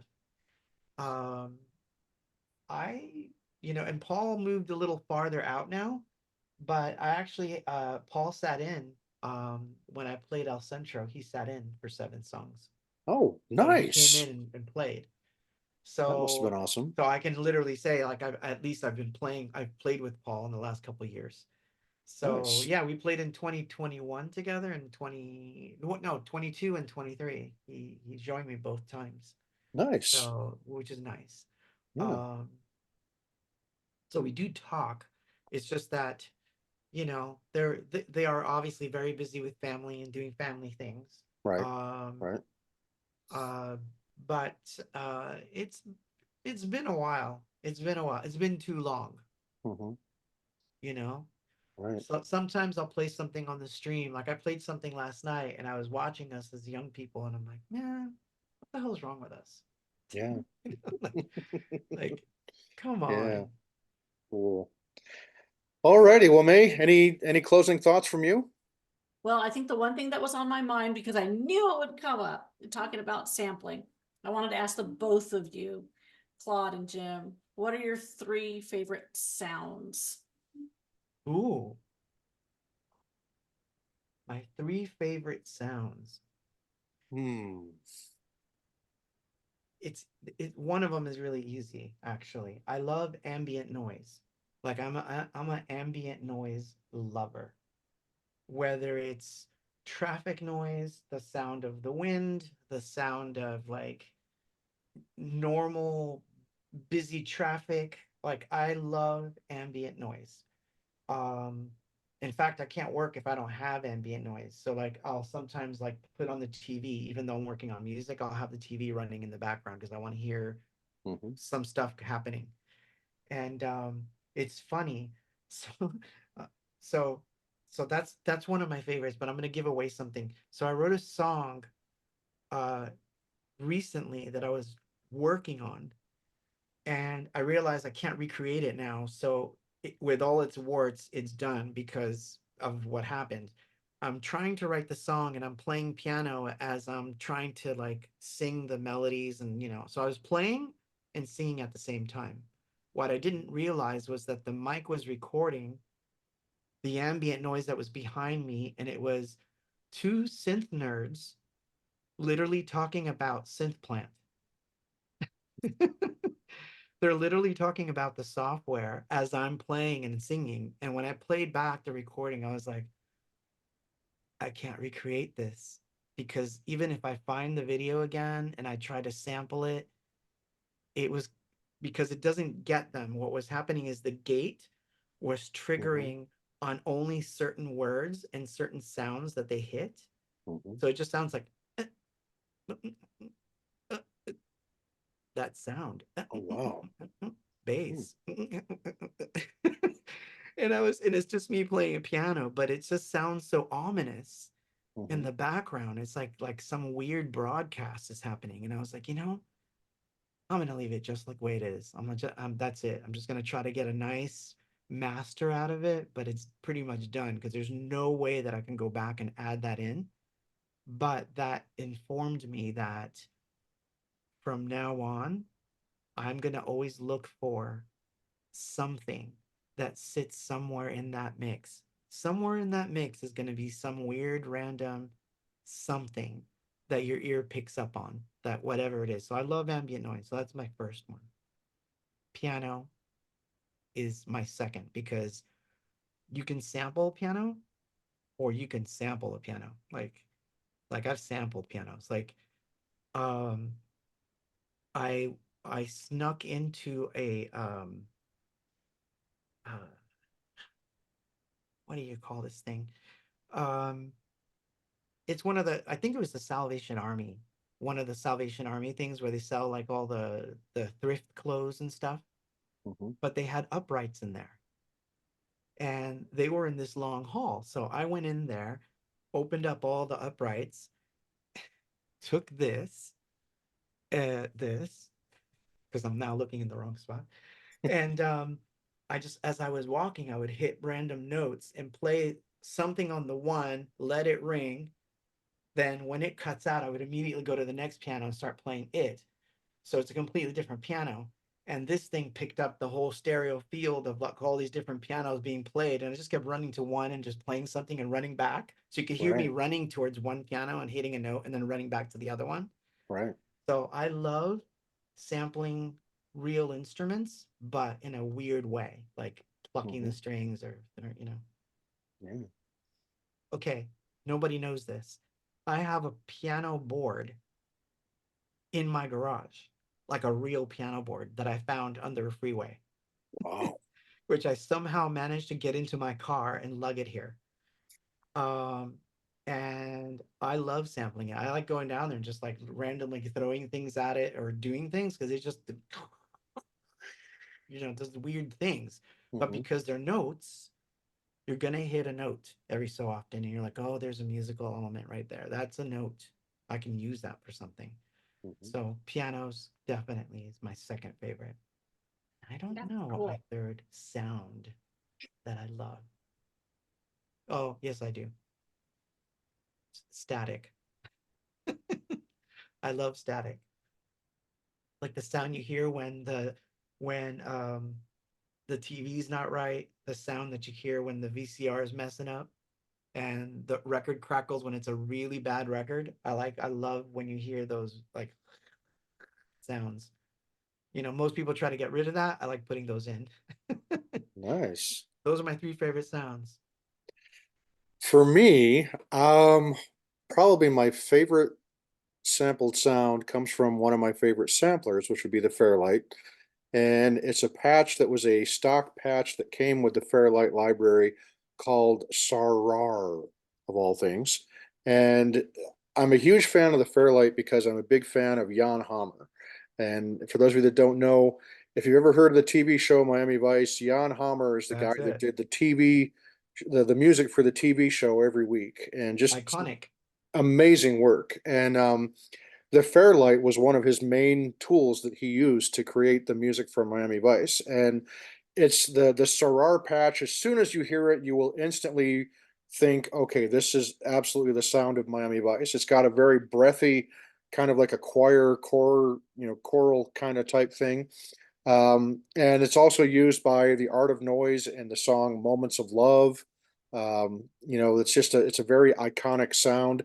And when I got my first software version of the Fairlight, and when I found out that that patch was on it, I made like four songs immediately with using that patch. It's Absolutely. like, oh, I That's what gotta do this. happens. Yeah, that's what happens So when you get inspired by the sounds. Yeah. that's one May, and the other one would be because I'm such a massive OMD fan, I would have to say the Mellotron, Oh yeah, yeah. which Oh yeah. OMD used particularly on my all-time favorite OMD album, which would be Architecture Morality. So Absolutely. Oh Maid of God, that's Orleans, great. Joan of Arc, Yeah. Souvenir, all those great songs. Yeah, you never asked me And what was my favorite OMD album, but that was oh, it. well, I wasn't sure if you were a fan, so Oh no, no, that's my favorite record of theirs. mine too. That and Dazzle Ships are probably Yeah. probably my top two from there. But there's this patch that OMD used on the Mellotron. It's kind of like that choir that comes in. It's like a combination of a choir and strings, viola, I think, Yep. that they use on Maid of Orleans. That da, Oh, na, na, that da, na, that na. sound is like And I found that patch and tweaked it a little bit to my own liking. And so, May, when I wrote Oppenheimer's Lament, the very last song that Eminent Soul ever wrote, um, I put that the reason why that sounds so much like OMD is that I used that Mellotron patch to create that really ethereal, very Mhm. somber sounding string, atmospheric kind of type thing. So, and then that segues into the next one, which is I love strings. Me too. And specifically, I love the old analog string synthesizers, like Oh the boy. the ARP Selena, the Elka Rhapsody, the Yep. Eminent 310 Unique, all these classic string synthesizers, like New Order used on the Power Corruption Lies album, and Joy Division used during Atmosphere.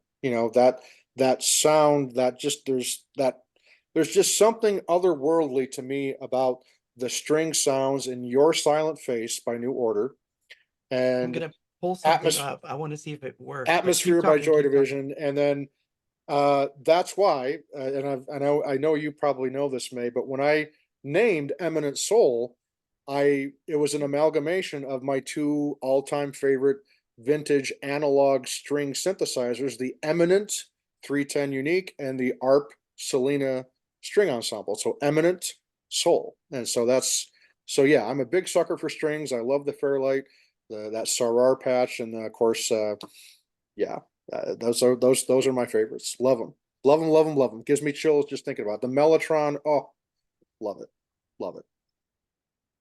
And technically, Cool. the Mellotron was one of the first samplers, right? So, all See, right. while we're looking, while Claude's looking for something, I guess I'll tell you my favorite sounds, because I tend to like the bleeps and the bloops and the clicks and of course the vibra slap. That I love that vibra slap sound. But when it comes to sounds, I like the plinks and things. So I love the sound of Comet, my rabbit. I think we lost Claude. I love the sound of my rabbit, with her chain. She has a stainless steel chain as a toy, and she tosses it on the tile floor, and I get that little sound.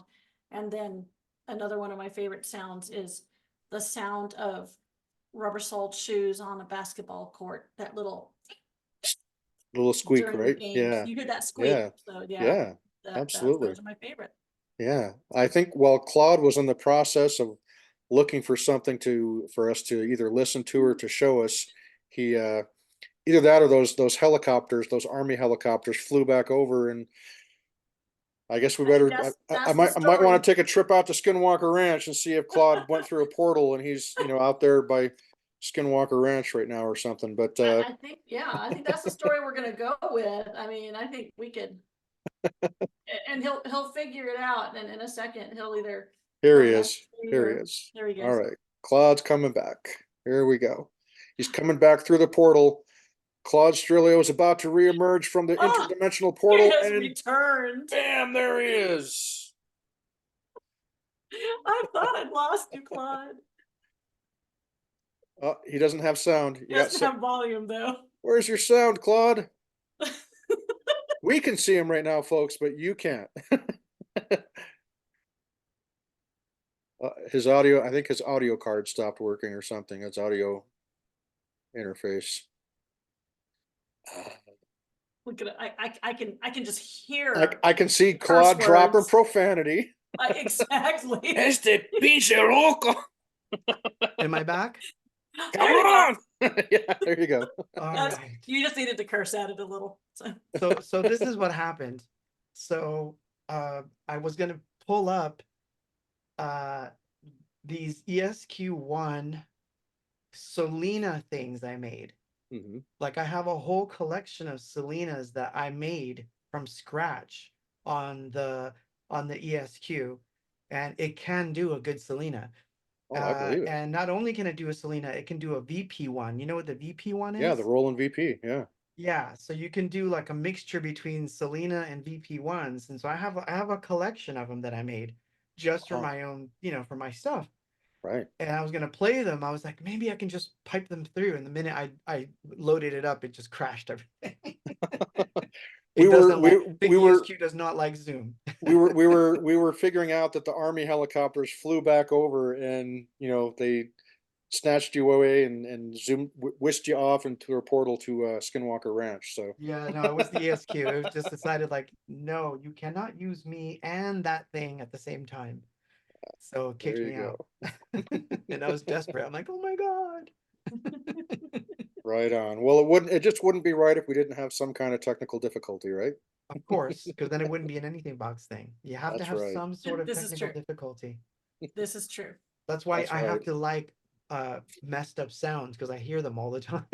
Right. Well, I Oh, thought the way that we would end this tonight was by doing a toast to our dear friend, our brother. Of course, that would be Fega. And have just one sip left. if you each want to just kind of just say a quick word, I'll start off by saying, Fega, we miss you, and te amo, hermano, and que Dios te bendiga, y a tu familia también. And just thanks for being the awesome human being that you were. Love you so much, and we know that you were here with us tonight, and you're always with us. Cheers, my friend. Salud. Cheers. You Cheers. want to go next, Mike? Well, I just want to say that I am blessed to have known him, to have crossed paths, and um, you could always tell from the way he talked, even when he was drunk, just absolutely, oh my gosh, he was so funny. But you could just tell this was a good man. This was a very good man, and I am blessed to have known him. And then through him, his best friend Claudio had warmed up a little more, kind of came out of that shell a little more, and I am absolutely blessed to know him as well. So he Cheers to he Claudio was as well. We he love was Claudio too. Absolutely, man. definitely a connector. He was a I'm trying to think. He was a force for just being friends with people, making people feel, welcome.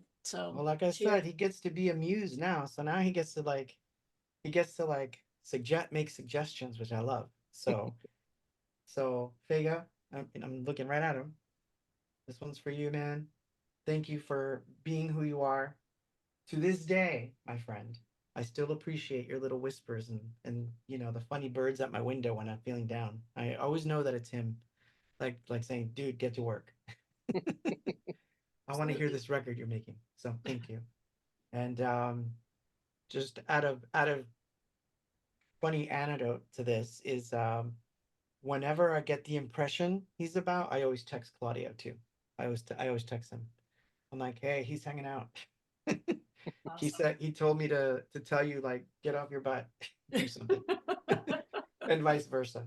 So yeah, no, Absolutely. I've grown to love Claudio quite a bit. So yeah, Me too. Claudio is a special man, special soul. so Oh so yeah, Like wonderful. definitely all of you. cheers. I salute all of you. I salute you, May, and to you, Claude.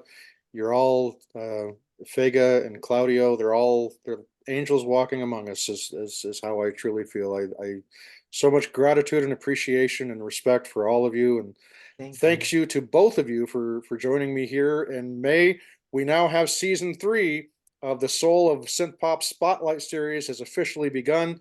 And folks, if you like the content that you see here, check out some of our other stuff here on the Soul of Synth-Pop, and hit that subscribe button below, down there somewhere, right about there, Right maybe. about there somewhere. And let me just be totally, if I may, Sure. soul of the unknown, Soul the Unexplained. of the unexplained. Yes, I want to be in there.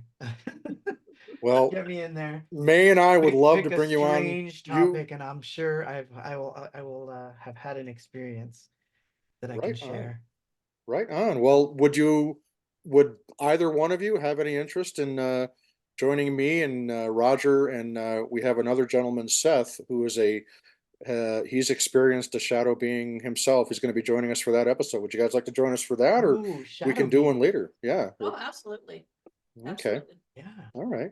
And if we can't make that schedule work with you, Claude, we'll definitely pick you Well, up for hit me another up one. so that I know the schedule. But yes, for sure, Yeah. for sure. Cool. Cool. As I found out today, by the way, Saturdays are not the right day. Saturdays are not. Yeah. Well, I didn't want to do it on a Friday because that would take away from your yeah. forum stream. And So there's the ball and chain. yeah. Well, Oh, please that's so pass funny. along our thanks and gratitude to Thank you, thank you. your other half over there, and It's and actually thank the phone. It's ringing. thank. There you go. Listen to my So, For a phone. hug from me.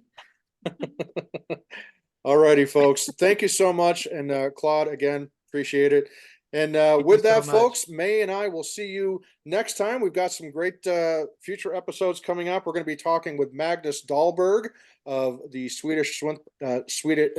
tongue twister Swedish synth pop trio More, and we're also going to have on who else we got? We got what's his Martin name? Bailey. Martin Bailey. Yes, we got Martin Bailey coming up in April, and yeah, we got some cool stuff coming up. So lots to be excited for, folks. Thank you so much for tuning in. Remember, folks, never let a drum machine, vocoder, or synthesizer go unwanted or unloved. Adopt one today. Always be nice to bunnies. And yeah, just be Tacos. awesome. Just be awesome, folks. See ya.